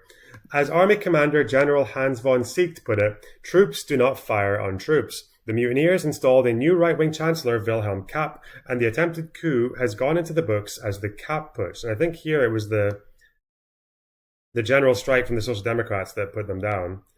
Running Germany proved to be more difficult than occupying Berlin, however. The Social Democrats finally showed some muscle by calling the workers out on a general strike, paralyzing the great city of 3 million people. With the Berliners uncooperative and no support materializing outside Berlin, the putsch soon collapsed. As the Erhard Brigade was evacuating the city, it left behind what we can only call a typical calling card, opening fire with rifles and machine guns on a huge civilian crowd, killing several hundred people. Far from being an anomaly, it was a perfect expression of the freebooters' civilian-hating ethos. It was the Freikorps being Freikorps. The Freikorps proved equally troublesome to German foreign policy. They actually conducted 2 major international campaigns in their brief history. In spring 1919, they marched off to the Baltic region to fight alongside the new Latvian army. Their mission, approved by the Allies, was to help stiffen Latvian defenses against the Red Army. Naturally, the Freikorps soon exceeded their brief, overthrowing the duly constituted Latvian government of Karlis Ulmanis, openly discussing plans to colonize the region, and actually storming the capital, Riga, on May 22nd, 1919. They also carried out the usual massacres, shooting 500 Latvians suspected of Bolshevism in Mitau, 200 more in Tukum, and another 125 in Dunamunde. I don't know how to say any of those fucking names, fuck you. The death toll in Riga would be nearly 3,000. Unfortunately for the Freikorps, they had just conquered themselves to death, as the commander of the Iron Division, Major Josef Bischoff, put it. There was zero chance that Allies would permit a German-dominated state on the Baltic littoral. They put pressure on Ebert pressured the High Command, and orders went out almost immediately for the recall of the whole force. Some tried to stay on and serve in the army of the White Russian adventurer Prince Pavel Bermont-Avalov. Most had no choice but to comply with their orders and return to Germany. I mean,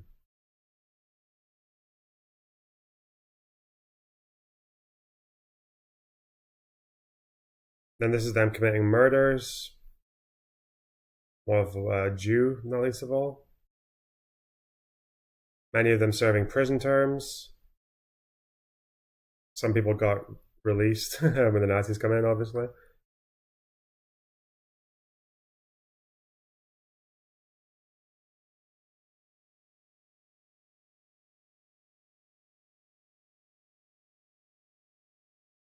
But yeah, it's not like the Social Democrats were friends with these guys. Weird.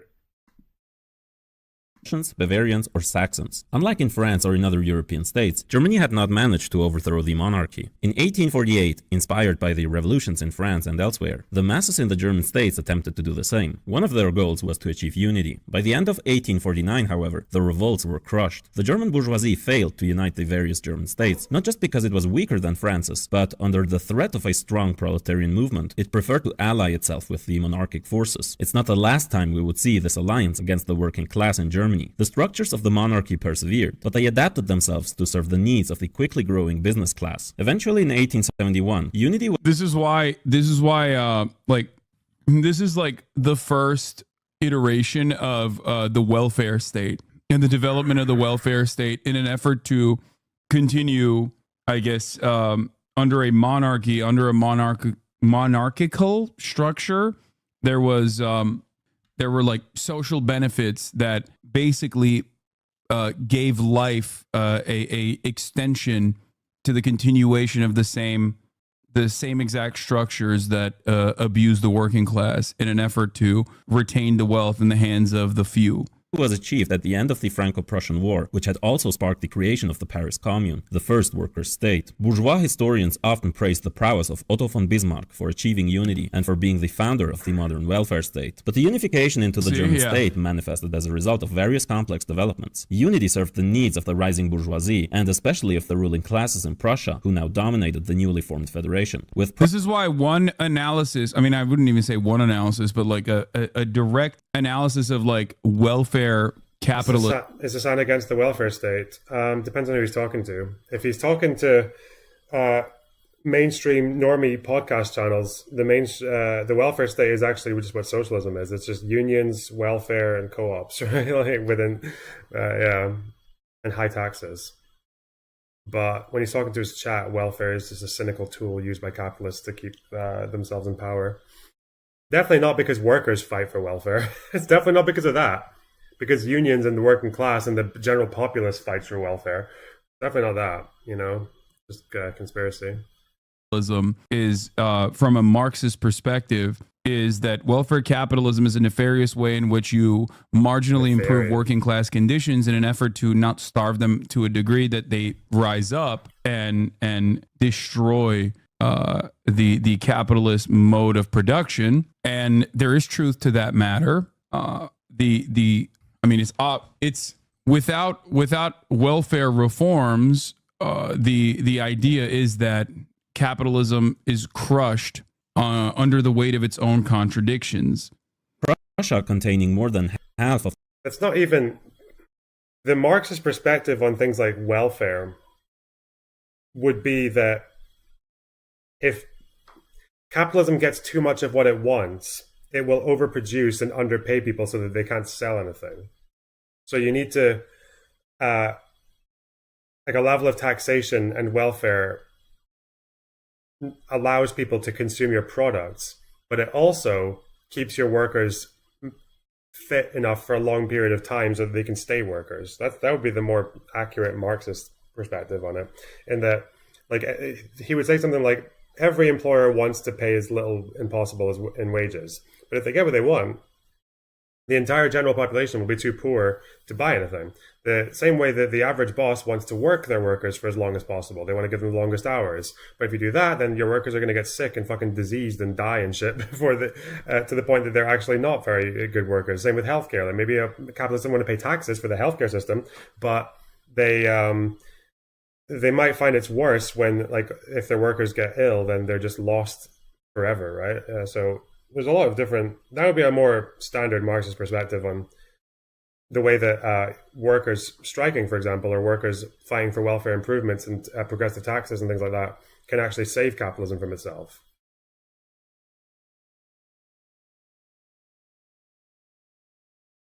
But, it's such a weird thing, though, because the way he talks about it, about the nefarious capital, it makes it sound almost as if improving people's lives is only acceptable if it's a means to the socialist end, Like, there's something wrong with improving people's lives if it keeps capitalism afloat. It's weird.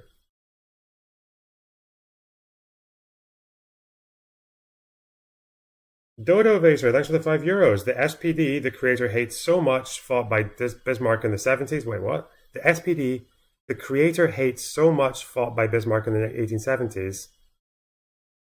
Oh, they fought Bismarck. Yeah, they did, yeah. Also, this video sounds like official GDR historiography, dusty and outdated. Really? The guy who uses Chris Harman as a primary source. Yeah. Of the population and most of natural resources. And the establishment of a welfare state wasn't simply out of a concern for the working class. Prussia's king was now also the German emperor, which was Wilhelm I of Prussia, from the imperial house of Hohenzollern. The other states had their own kings or grand dukes. Each state had their own version of governance, with Württemberg even adopting universal suffrage. The imperial government was responsible for policy regarding the whole country, such as the navy, commerce, and foreign relations. The emperor delegated those matters to the imperial chancellor, which was Otto von Bismarck. The chancellor title is still in use in Germany for the head of government today. This unified German state now quickly transformed itself into the second greatest industrial power in the world, even overtaking Great Britain, and thus creating a large working class within a short period of time. Concessions were made to the petty bourgeoisie and some minor ones to the working class, both as a byproduct and political convenience of the rising German capitalism. But the state continued to be ruled by the Prussian landowning aristocracy, the so-called Junkers, of which Otto von Bismarck was the most prominent. These ruling classes weren't subject to the Reichstag, the empire's parliament, chosen by male suffrage and with little to no actual power, and which ultimately answered to the emperor. Most of the liberal middle classes had been won over by the monarchist National Liberal Party. Bismarck had used the interests of the bourgeoisie to advance German industry and the interests of the upper middle classes to consolidate the new bourgeois hierarchy. Those concessions were not irrelevant. Within the first 10 years, life expectancy rose by over 10 years, and 12-hour working days became 10-hour days. Otto von You can also look at like somewhat. Let's go. You can find similarities within another. I mean, I'm not talking about Bismarck here, but like obviously fascists in America, capital-owning fascists in America, like Henry Ford, also recognized the many benefits and the improvements in productivity that he would see out of his workers when he streamlined some of these processes in his own factories as well. So the irony, of course, is that the consistent rent seeking and consistent profit maxing attitude that our capital owners have now actually leads to less productive results down the line. So even now, if we were to have more benefits in the direction of a true social democracy in the United States of America, we could actually legitimately improve productivity, but it's not even a thing that people consider nowadays because of short-term thinking. Bismarck established the first welfare state in modern industrial That actually makes a bit more sense. society. The main goal was to gain working class support by directing it away from the rapidly growing socialist opposition. Social democracy today refers to something entirely different than what it used to in the 19th century. People of the revolutionary left used to... He's wrong as fuck. I don't know why.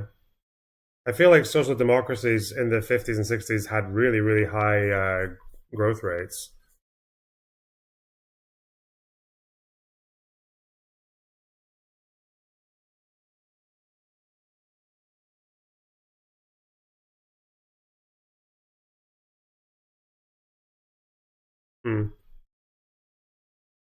called themselves Social Democrats, such as Rosa Luxemburg and Karl Liebknecht of Germany, or Vladimir Lenin. The Bolsheviks were part of the Russian Social Democratic Labor Party, which was firmly based on the theories of Marx and Engels. The biggest Social Democratic Party at the time was the Social Democratic Party of Germany, or the SPD. Lenin, up until the beginning of the 20th century, praised the SPD as the most advanced social democratic organization, saying that German social democracy, quote, had always upheld the revolutionary standpoint in Marxism. The change in the meaning of social democracy roughly went like this. First, it meant Marxism. Then, it meant socialism, but through Desperate for pussy voice. Desperate for pussy voice Lenin. Social democracy in Germany is really cool. I love Rosa. Reform, not revolution. And today it means capitalism with stronger social safety nets, or the so-called Nordic model, what they have in Sweden, for instance. In order to understand how this shift in definition happened, it is essential to learn about the history of the SPD and the German Revolution. In the period before the German unification, German social democracy was split into two currents. There were the Lassallians, who followed the teachings of the more reformist Ferdinand Lassalle, and the so-called Eisenachers, who claimed to uphold the teachings of Marx and Engels. The two most prominent Eisenachers were August B. Is this true? It seems like there's been fucking shooting. There's been a shoot-off between Israeli and Egyptian soldiers. Wait, what?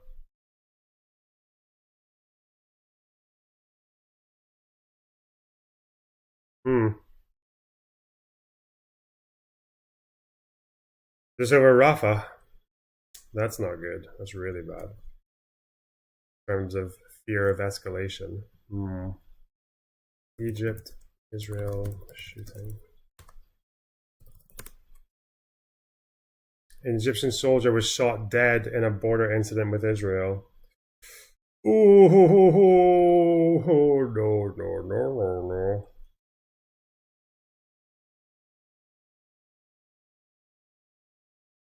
The militaries are investigating what happened. Israeli media says there was an exchange of fire. Few other details. No Israeli casualties. Tensions have heightened. Egypt. Peace deal 45 years ago, first Arab country. We don't really know what happened. Egypt condemned the airstrike, which killed at least 45 people. There's just 45 people in one strike. Or is that the classic Israeli proportionality calculation? Uh-oh. The IDF said they'd killed 2 senior Hamas officials. When they say this, and they killed 2 senior officials, did they just not would senior Hamas officials just be wandering around by themselves? I feel like they would have escorts and probably other troops around them. But why does Israel never mention that? Why do they tell the world that they fucking airstruck 45 people in exchange for 2 of them being military targets? Why do they do that? Why do they literally just give the world everything they need to think that their proportionality is 20 plus civilians for one guy. Why do they do that? They do in Israeli media. Wait, do they? What, the BBC just doesn't translate that? Hang on. Someone said, if there's actually an Israeli article where they say that they killed soldiers, someone show me that, please. If Israeli media says anything different, do they actually say that there was a number of soldiers present as well, or do they just say, because Western media, this BBC article is just saying 2 commanders, 2 senior officials. Not commanders, senior officials. I don't know if they're commanders.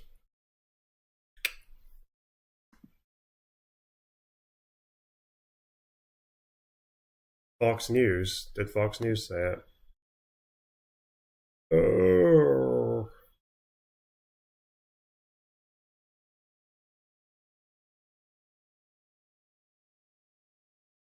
Israeli, Rafah strike Israel, Rafah strike Hamas commanders. Fucking 2 Hamas commanders, dozens of civilians. This says Hamas compound in which significant Hamas terrorists were operating. Is this from their statement? No, this is just fucking hyperlink to the IDF on Fox News. Okay, thank you. Bullshit. So they're talking about 2 commanders. I see 1 senior official. What the fuck? I need to show you guys this. What? The way I just feel like the international press handles this shit so fucking sloppily. Look at this. So they name the people. Yassin Rabia, the commander of Hamas's leadership in Judea and Samaria, as well as Khalid Nagar, a senior official in Hamas's Judea and Samaria wing. What? Is that what Hamas call it? Surely Hamas has a different name for their fucking West Bank wing. But does the IDF just rename it? Are they so fixated on Judea Samaria that they have to? Like, does the IDF call the Al-Quds brigades the Jerusalem brigades? Actually, some of them do, don't they? Or no, in the Arabic to English translation, it calls them the Jerusalem brigades because Google Translate would translate Quds to Jerusalem because it's the English word for it. But what the fuck, man? IDF acknowledged that several civilians in the area were harmed.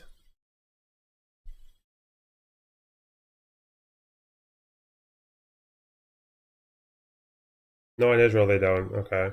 Why would they call it their Judea and Samaria wing? Dumb fuck. All right. So they're saying that they killed. So they're saying they killed 2 important people and an unspecified number of terrorists. Okay.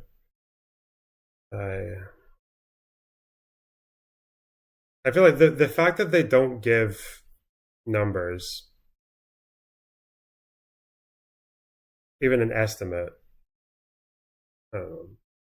Bebel and Wilhelm Liebknecht. They were the leaders of the Social Democratic Workers' Party of Germany, the SDAP, founded in 1869 in the German town Eisenach, hence the label Eisenachers. The 2 groups were very divided. When Bebel and Liebknecht refused to vote for war credits for the war against France in 1870, the Lasallians suggested they should be jailed for their opposition to the war. However, a few years later, after the unification had happened, members of the 2 groups urged the unification of German social democracy. In 1875, in the German city Gotha, the 2 factions managed to come together by adopting the Gotha program, the party platform of the SPD. At the time, Marx and Engels were heavy influences on the party leadership. They had become the most influential intellectual leaders of the socialist movement. Wilhelm Liebknecht, for instance, had developed a strong friendship with Marx and collaborated with him throughout his life. Marx and Engels... The IDF would lie anyway, it doesn't matter what numbers they give. I'm sorry, I've seen a few examples now of the IDF giving numbers of dead militants, and they seem to not be that far off. I think on the first day of the Great March of Return, they said they killed 10 terrorists out of the 18 people who died.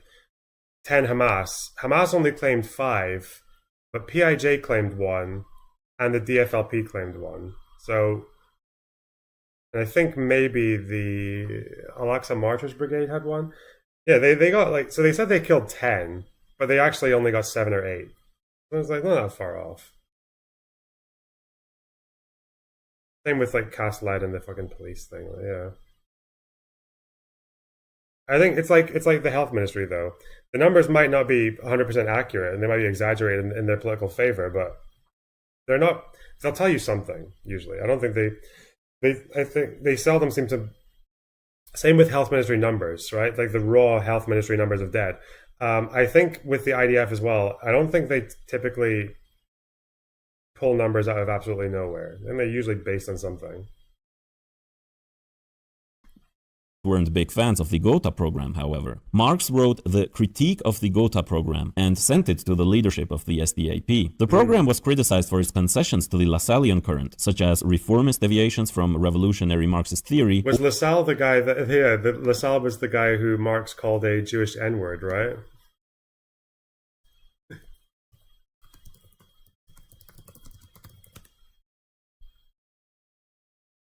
Is this the same guy?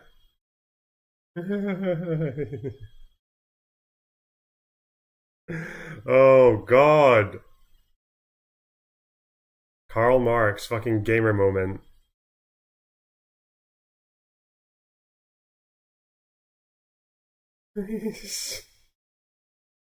Like speculating on where this guy's fucking heritage is. Oh God, yeah, this is a guy, Ferdinand Lassalle, yeah?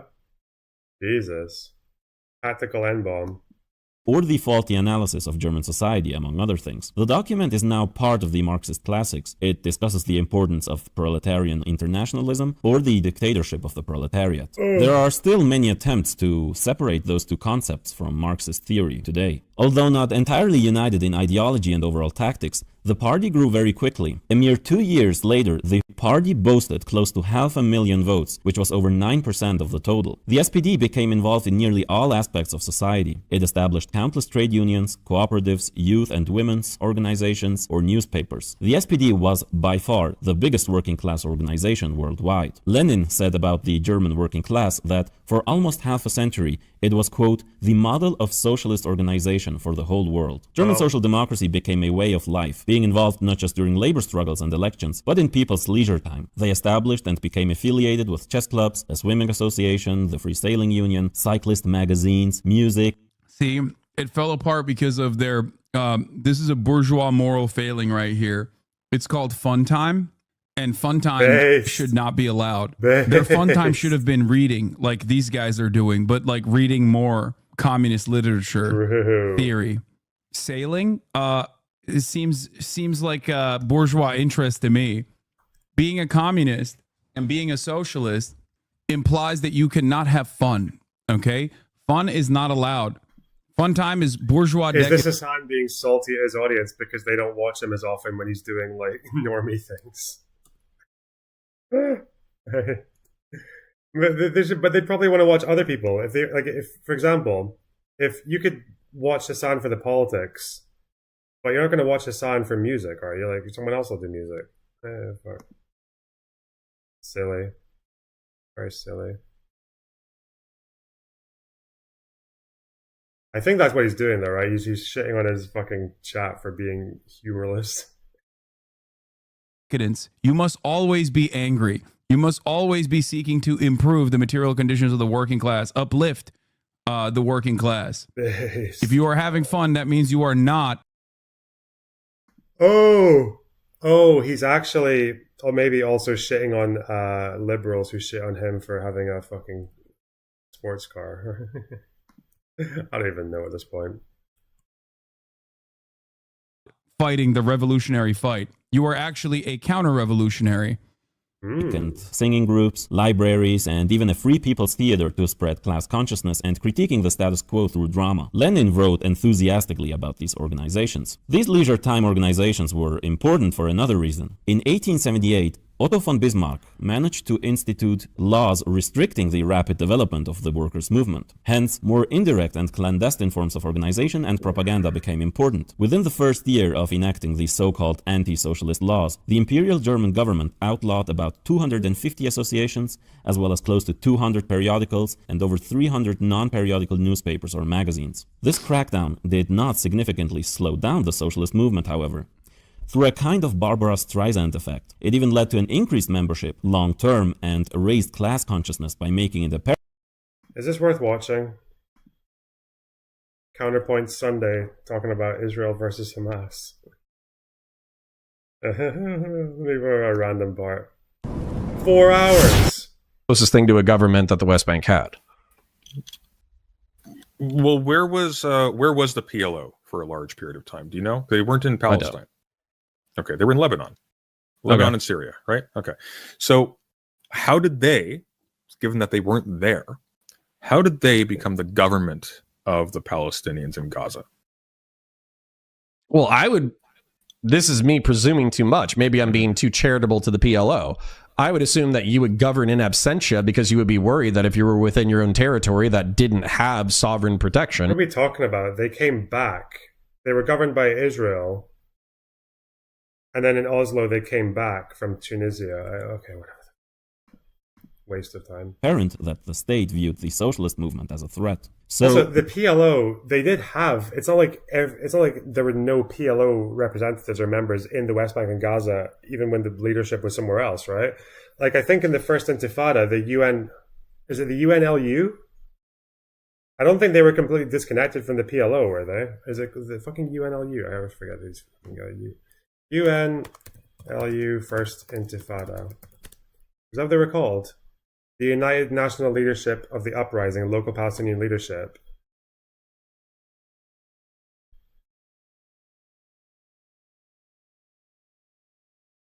Yeah, they were they weren't. Yeah, like some of them were from Fatah, some of them were from the Popular Front, some from the Communist Party. Yeah, they weren't disconnected completely from the PLO. Anyway, fuck, don't care.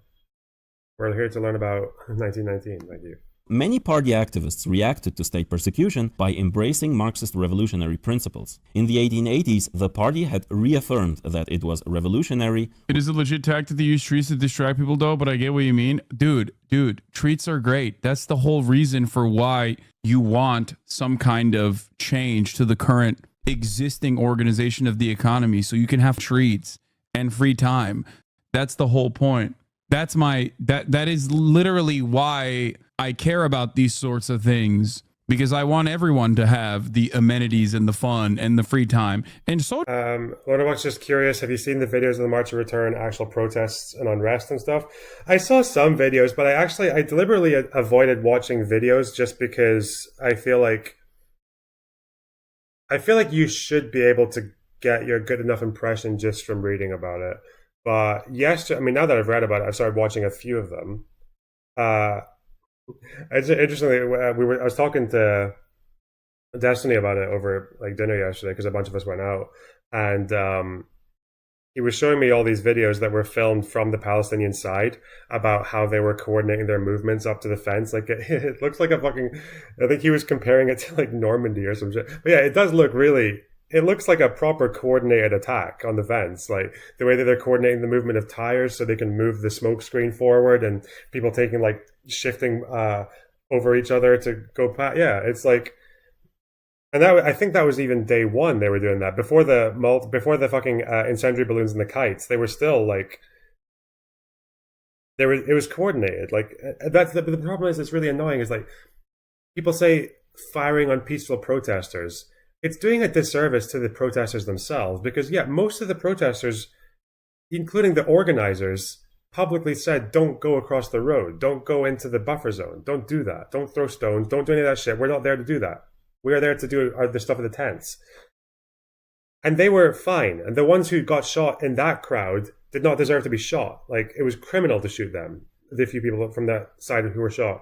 But that's not the same people as the ones who went over and tried to attack the fence. It's just not. It's not the fucking same. But people try to lump these two things in at the same time. Also, we noticed this with the Finkelstein thing as well, with the getting the months wrong. People who read that human rights report come away with the impression that Hamas were not involved until later on with the attacks on the fence, but no, they were. They were involved from day one. Anyway, but yeah, I've seen some of the videos now. It looks pretty intense. Did he show you the Gaza mostly peaceful protest video? He didn't show me it, but he told me about it, yeah. When they say this mostly peaceful protest, it's like and then behind them there's like this whole fucking like plume of smoke and people running forward and like people slingshotting and shit like that. Sunday thought the Great March of Return was a couple of months and that 1,300 were killed. Yeah, well. It's okay though, because if you've got the ideological moral grandstanding fucking default, then you don't really have to know anything. You don't have to know anything because you know what the answer is. The answer is that they were peaceful protesters who got unjustifiably killed. That's it. And you just work back from that. You don't need to know any details. There's the guy with crutches using a sling. Yeah, there was a guy in a wheelchair using a sling as well. Yeah, there was a bit of that. What did Marx really? There was that one guy in the wheelchair who was a PIJ militant. he was in the Al-Quds brigades. Wheeled himself up to the front to throw stones. Like, kind of impressive, really. This is why the idea that like socialism is actually a deeply collectivist ideology that has no basis in like individual freedoms is a inherently reactionary bastardization of why people want socialism to happen. The entire point is so that people can have fun, people can have treats, people can have luxuries, people can have whatever they wish to have. With no illusions in parliamentary methods. However, although repression failed to destroy social democracy, it did lead a great part of the party toward a more moderate direction and opportunism. Since the laws didn't outlaw participating in the electoral theater while hurting the most radical and visible activists. August Bebel wrote in a letter to Liebknecht that a position in the Reichstag, quote, satisfies their ambition and their vanity. With great self-complacency, they look upon themselves as among the chosen of the nation and find immense pleasure in the parliamentary comedy. They take it very seriously. This had a great effect on the party membership. Revolutionary theory was only marginally connected with most of what the party actually did. Another factor adding to the complacency of many social democrats was the success and the... Yeah, but prioritizing fun is unhelpful. That's how liberalism happens. You have to be joking. That's how you liberalism cannot be happens. serious right now. I don't believe that you're being serious. I'm going to assume that you're joking. Relative stability of emerging German capitalism and minor concessions to the working class. Although behind... That's just the funniest sentence I've ever heard. Oh, God. I hope Hassan banned that person. I think he treated that with all the seriousness. Don't prioritize fun. That's how liberalism happens. Oh, fuck, man. Ouch. Rough out there.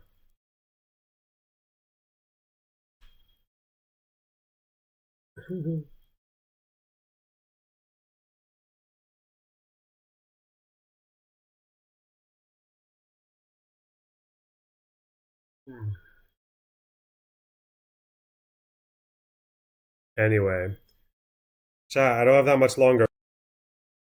Okay, so don't edge me with your donos and fucking memory.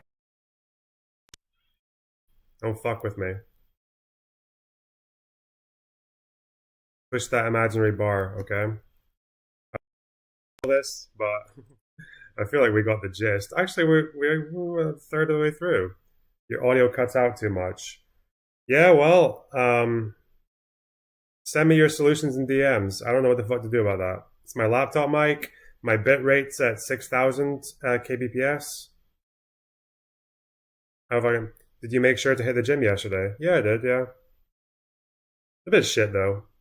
I think I've lost my earphones. I don't know where the fuck they are, my Bluetooth earphones. But yeah, I'm not missing out in the gym. I'm just maintaining though. I'm not going for sick ass gains. It's too hot in this fucking country. Ugh.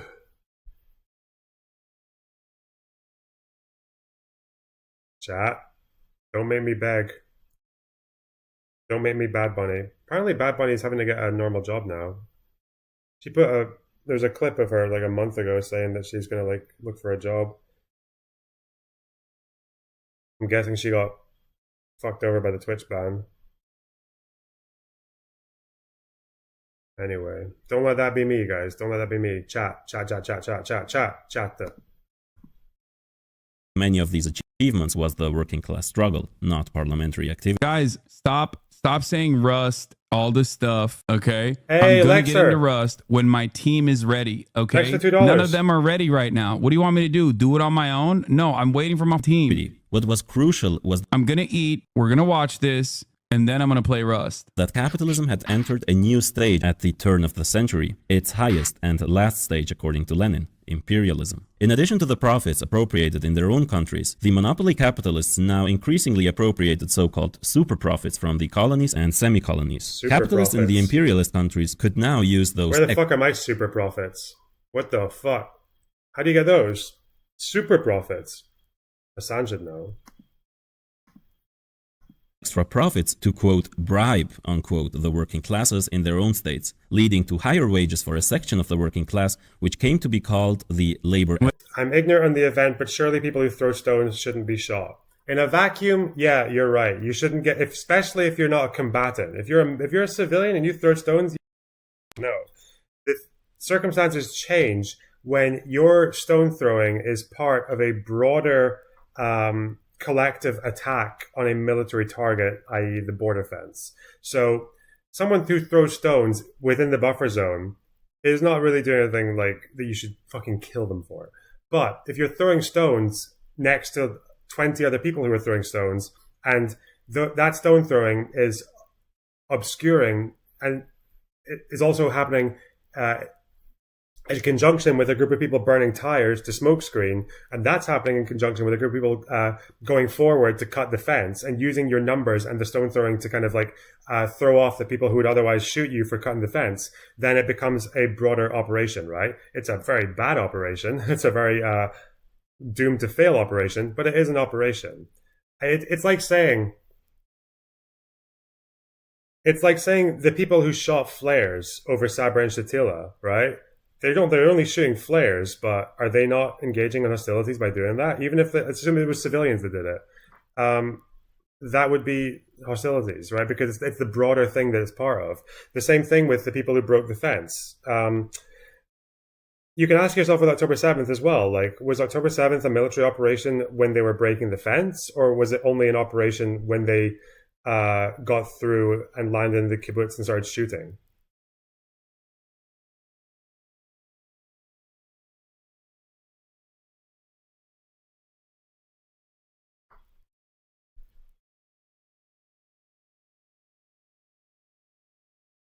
Wasn't the Betunia checkpoint constantly attacked by organized groups during the first Intifada and an organized campaign with the stated aim of overwhelming it and removing the checkpoint? Now, I think there's a huge difference, in my opinion, that's why the occupation dispute comes in, is that in occupied territory, pushing soldiers out, I think is so much more justified than people trying to break through the fence to go into a different country. If you're going by international law, Israel is not Palestinian, it's not Palestine's country, it's Israel. So if you're breaking through that fence, and that fence is a clearly stated barrier to you going into Israel, it's a clearly stated armistice line, the objective of crossing that fence and entering Israeli territory is very different from someone in like Jabalia throwing stones to get rid of the IDF occupation troops. And the IDF understood that. That's why they avoided. That's why they actually took measures to try and avoid using fucking live fire in the first Intifada. It didn't work very well, but there's a reason they didn't open fire on the crowds in the way that they did. They would have otherwise if it was an attack into Israel. Israel is not a country. Listen, I know that makes you feel better, Omar, but get used to it. Okay, I'm sorry. Like you guys, you've been talking like that for the last fucking 75 years. Look how much it's helped you. Okay. You can say that if you want, but then don't ever pretend to care about international law. Israel's a country. Sorry. Cope. All right. Labor aristocracy. Also amazing. Wow, what the fuck? Why should I ban him? Oh yeah, wasn't Omar the guy who said that he should like shoot people in the head for trying to flee south? That people should get shot in the head for trying to flee from the Israeli bombings? Because they're weakening the claim to the land and shit? That's fucking mental. Marcus, thanks for the 30 shekels. Are you planning to do a meetup in Israel with viewers? If so, where can I buy you a shitty local beer? We'll either do one community night, I think, just for, and that everyone knows about and can go to, or I'm just going to meet with community members in different areas. Probably a bit of both. But I imagine one of the nights will be a community night, just in some fucking restaurant or some shit. I would hope so. Shmuel, thanks for the $10. Fund for Lonerbox to not get a job. Based. And Captain Nemo, thanks for the tier 1 sub. I appreciate that. There's an imaginary bar, guys, and it is £7 and 6 pence away from getting filled, okay? Just so you know.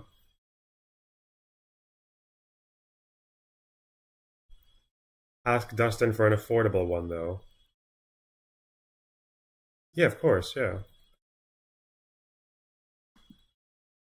Well-paid managers, bankers, or engineers. Though still part of the working class, many of these people see themselves as superior in social status, weakening class solidarity. It is this social stratum, Lenin says, that became the basis of various social democratic parties in Europe. How much did you raise for the Travel Grift Fund? $750. I think that's when the bar. That was a good little boost. Lexer, thanks for the $10. Is this enough to fill the bar? Yeah, it did, yeah. We filled the imaginary bar, guys. Well done. Well done, guys. It can always get filled more, you know. It can always get overfilled. Imagine stopping at a full bar. Weirdos.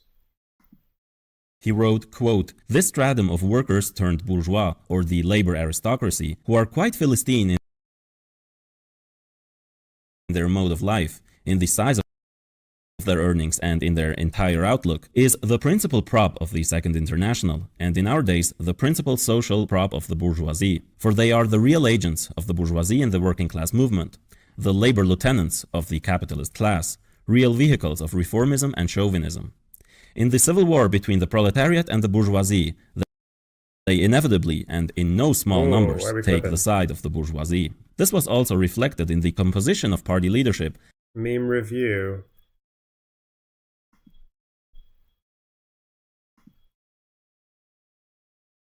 What's he saying? The fuck? I'll just wait for it to go so I can start again. Can you go to the start in these things? Does it not let you go to the start in a short? Even if it's a really long... Fuck me, man. I have to refresh it, don't I? Refresh. F5 doesn't refresh. It changes the fucking... Oh! The brightness. Stop changing the brightness. Is it Control F5? Fuck me, man. Also, we're not reading the article. The biggest mistake that I would say that the cop made on this interaction is he should have shot one leg first, and then he should have broken the other three with his fucking boot, and then after waiting for the dog to crawl around on its stump, destroyed leg for about 45 seconds, then he should have shot it John Wick style, execution, back of the neck. That's what I think the cop should have done. That's what I would have fully supported. Somebody link me to the police department. I will donate money to their animal torture and kill division. Okay? If you shoot me the link in my email later, okay? That's where we're at. Now we're done with that story, okay? Only 50% though, okay? Only 50%. Also, we're not reading the article. Gotcha. Thank you. That became increasingly dominated by so-called high-skilled professionals or small business owners. This and the relative peace in Europe nourished complacency. Would you characterize the HVAC business owners as labor aristocracy? No. HVAC business owners would be firmly petty bourgeoisie. Small business owners are in the petty bourgeoisie camp. They are capital owners. Their earnings are obviously marginal in comparison to big business, but ultimately they themselves still hire labor. They are a part. Sometimes they literally work as well. In many instances, they work as well, but they are petite, tiny, small business owners. But their revenue growth and their wealth. Hey, Lonerbox, I need to know if you're getting any kickback from that podcast you did with Dustin and Dan. I don't feel like giving Dan all my money for useless. No, as far as I know, a podcast appearance, they don't compensate you for a podcast appearance. You get paid in exposure to a patron-only podcast. Honestly, I was just there for the memes. So no.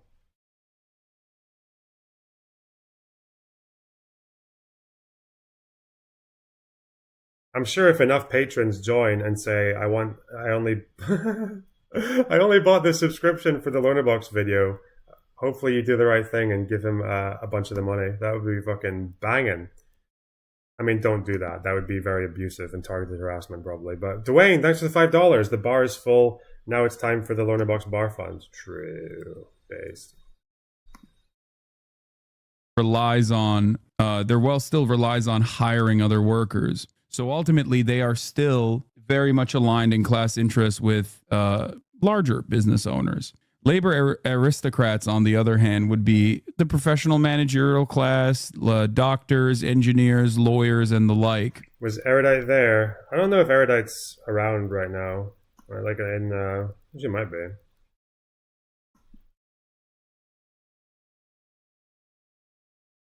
No, I haven't seen Erudite in person here yet. No.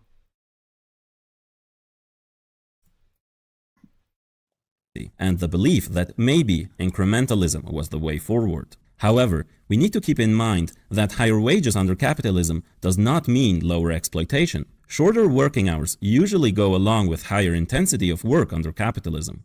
The progress in productivity... I love it how, because that's a line from Das Kapital, but it's like... is it just a general rule? Again, I love this read theory, so we don't have to look up empirical data. Do we know that... Do we know that, like, if you get shorter hours, like even down to the 8-hour day, the intensity increased proportionately so that you were still actually doing 12 hours of work? Bro, come on. You need to show that. Like, you can't just say. It might be true, but that'd be a really interesting thing to demonstrate. That wages could be improved in absolute terms, but in relative terms, exploitation increased. This means that while wages increased a little bit, they didn't keep up with the increased productivity, which overwhelmingly benefited the income of capitalists. As one economic historian explains, the, quote, relative income of the workers in 1914 was only about 1/3 of what it was in 1860.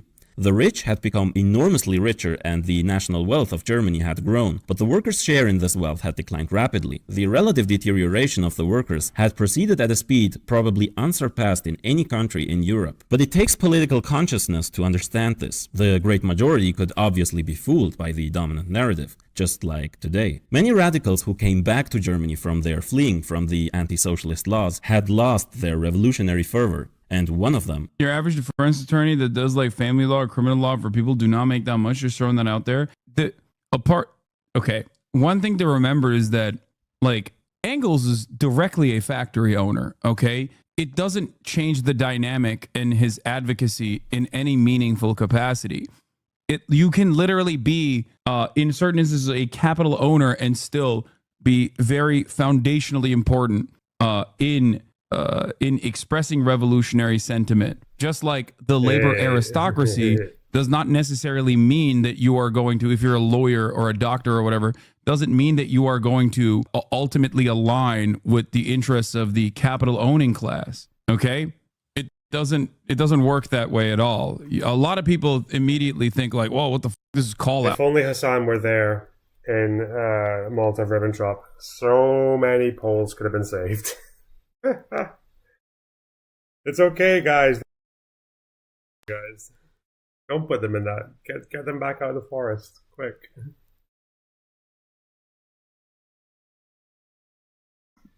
That was a fun video. And we didn't even get to the fucking Spartacist revolt, although he did allude to it a million times. So there you go. That's all that happened. You have the Freikorps, they're kicking around. They get used by the Social Democrats to quell the most fucking pathetic, inept, retarded uprising imaginable by pro-fucking Bolshevik party in Germany. That happened in 1919, and it's all because of that the Nazis came into power. You know, it's not definitely the Freikorps were definitely not fought against and dismantled in large part by the Social Democrats immediately afterwards. Okay, good memes. Good memes. Also, don't ever read what the communists said when the Nazis took power.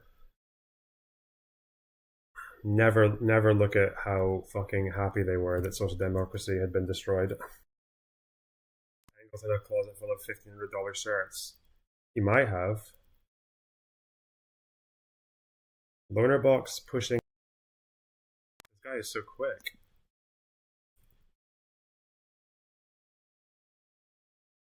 What counts as labor aristocracy? Hassan and all his friends. Revolutionary sentiment. Just like the labor aristocracy. It sounds like the laptop. What the fuck? It sounds like the laptop mic. Really, hang on. No. It's not. Hang on. I'm gonna double check.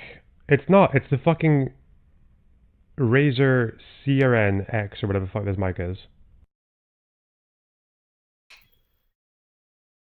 Yeah, this mic is shit. I don't know, I don't like it. Or my laptop just hasn't been configured to embrace it properly. I don't know. When will you buy a Porsche Boxster? Probably never. I feel like even if I was making enough to buy a Porsche Boxster in a week, I still don't think I'd buy one.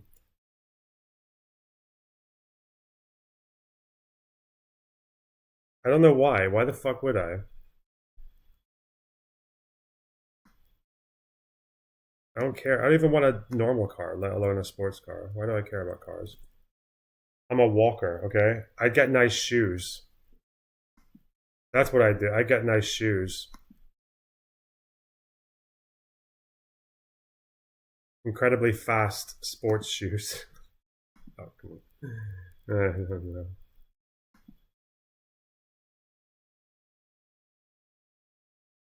Okay, guys, listen the fuck up. I appreciate the contributions. Reasonably good stream. I'll see you guys get a Valve mic. Why the fuck do I need a Valve mic for streaming? For what? I have a Valve mic. I mean, I have a pretty good Valve mic in my house, actually. I could get my Valve mic and take it out and stream one day, and you can see how that sounds like. It's good. You'll just hear a bunch of you'll hear a lot of the room, you'll hear a lot of bass. I don't know if you need it for me talking. It wouldn't sound bad. It would keep me warm, though, yeah. Adam Panada is obsessed with you. Oh, has he been tweeting incessantly since the... I told you, I don't like... That's all he fucking cares about. Like, he never makes arguments. He just purity tests and grandstands and appeals to people who already agree with him. But I'm guessing since I called him Che Guevara's inbred cousin, I feel like I might have touched a nerve. I don't know.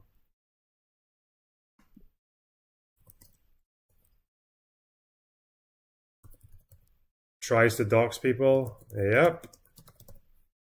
He actually, at one point, threatened me with a bunch of fucking things that he'd found.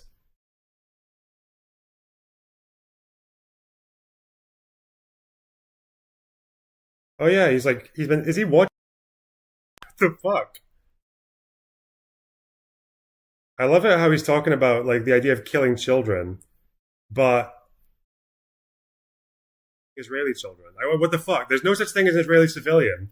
But if you're part of a fucking armed group and you start fighting with an army of the country that you're at war with, you're off limits in that case. It's so fucking retarded. Like, it's because he basically wants a world where the IDF just does nothing. They just stand there and let whatever happens happen to them. That's his ideal world. And anything less than that is like morally repugnant.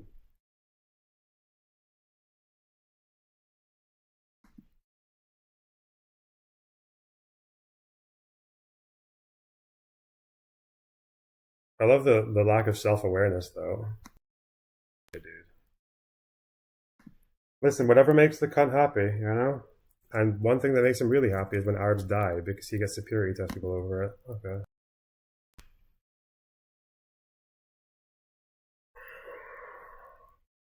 He's a white Australian living in Argentina, which makes him... I don't know. I feel like if I have a good insult, I'll, like, quote tweet him or whatever, but otherwise, just leave it be. Not worth it.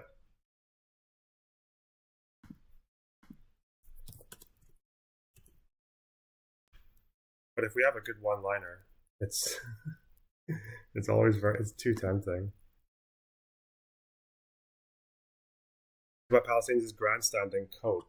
No, you can care about Palestinians, but if you're caring about Palestinians, it's just you.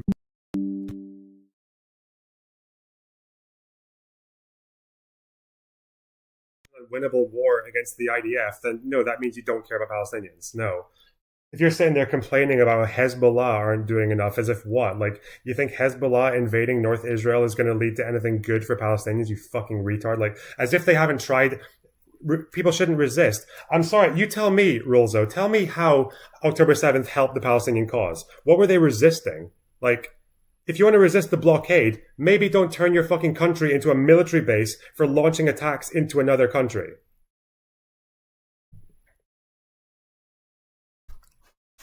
I've never in my life opposed resistance if you can make it make sense. I support resisting against settlement expansion. What's the alternative? Yeah, one alternative is don't turn your country into a fucking military base and recruit child soldiers and launch constant attacks against an army that you're never going to defeat. Gazans do not have a military solution to their problems. The IDF left, they disengaged, they kept up the blockade and they kept up other means of punishment, but they didn't have to keep them there. Israel supported the rise of Hamas. Yeah, thank you. Thank you so much, Rolzo. Thank you so much for admitting you have no fucking idea what you're talking about. Thank you. Yes. No, they did not. They kept up the blockade. Yeah, why did they keep the blockade again? Why was the blockade in there? Was it before or after Hamas were smuggling in weapons to attack Israeli civilians with? Before or after, Rolzo? Why didn't they put the same blockade in the West Bank?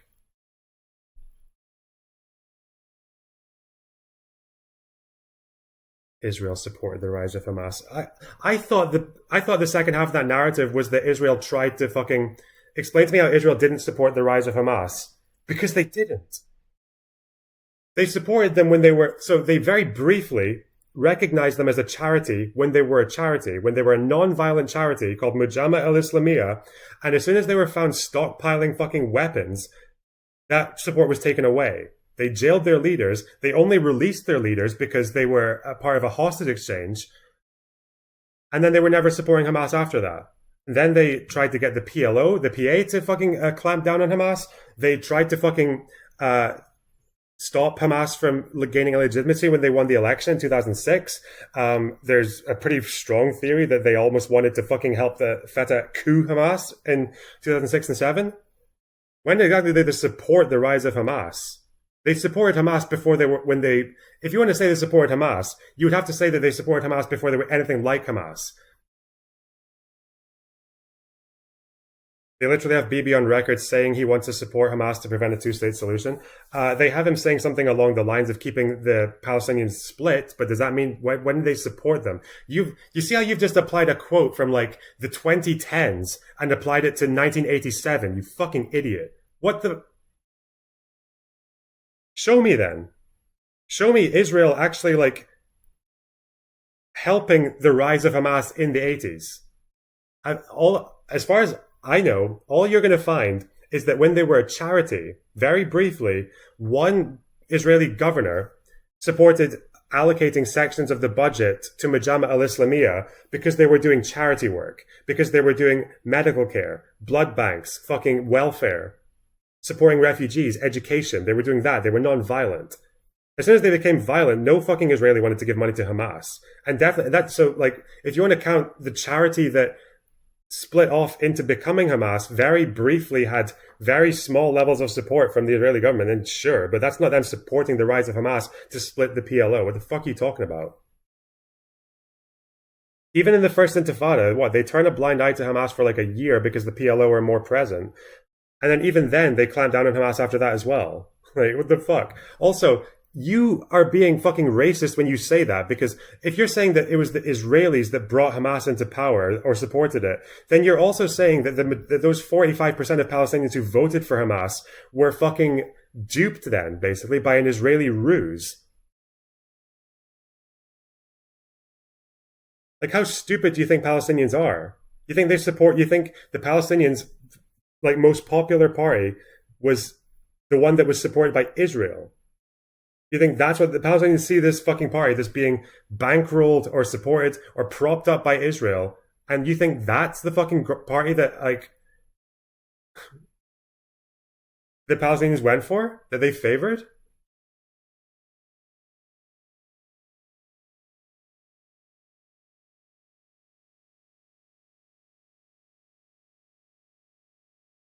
Damn. Duped. And Hamas are the most popular party now as well. All this time, duped by an Israeli ruse. You're being racist when you say that, by the way.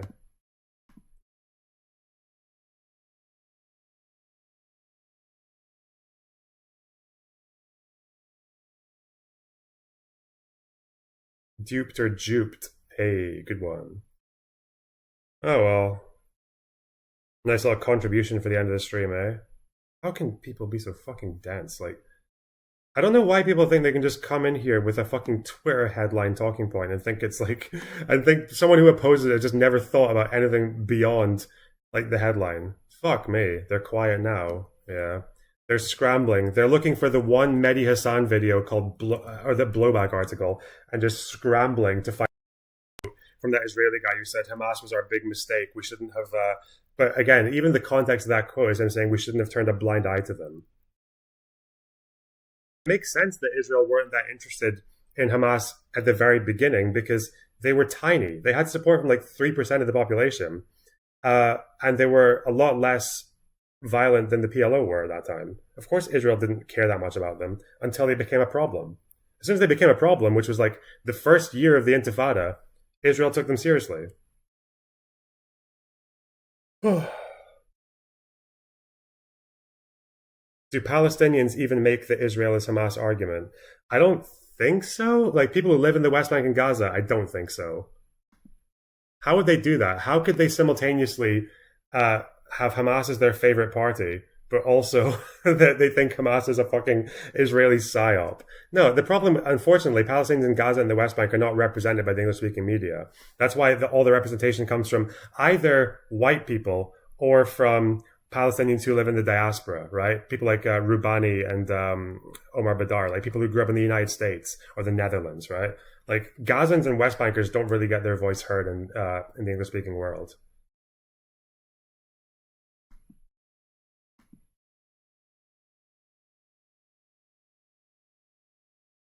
Which is why an actual fucking grown-up has to go there and ask them in person.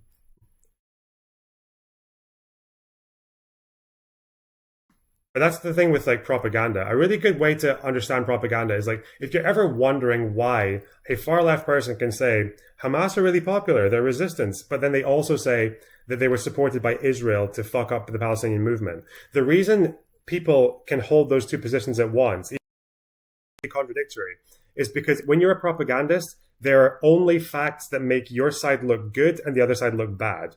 And that's the only things that matter. As long as it makes your side look good and their side look bad, it's good. And saying that Hamas are popular in the form of resistance and all that is good for your side. But also saying that everything bad about Hamas is caused by Israel, by using them as a fucking psyop, that also helps your side. So the fact that they're contradictory doesn't actually matter. That's why that happens. He said he was going to end stream like 10 minutes ago. Yeah, but we just got fucking graced with the fucking brain rot of Take side, bro. See, Rosa, you have nothing. Thank you for admitting you have absolutely nothing. You come in here with the most fucking dog shit, surface level objections, and now you tell me to take a side. I take a side of the civilians. I take a side of the Palestinian and Israeli people. I think they deserve their rights. They deserve their states. They deserve their fucking autonomy.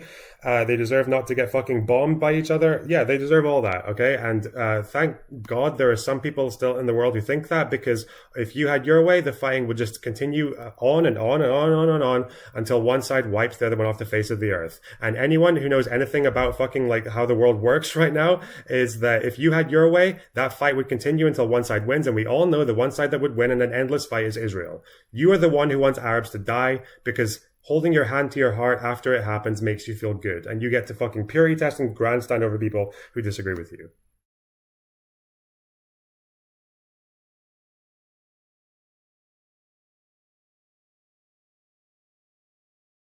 Anyway. Fucking goodbye.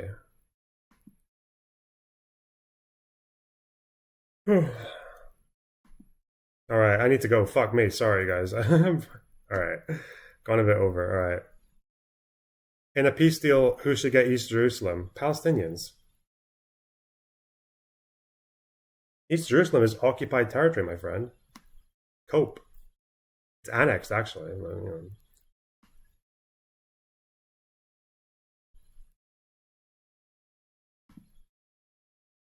Or make Jerusalem international. You know, maybe that.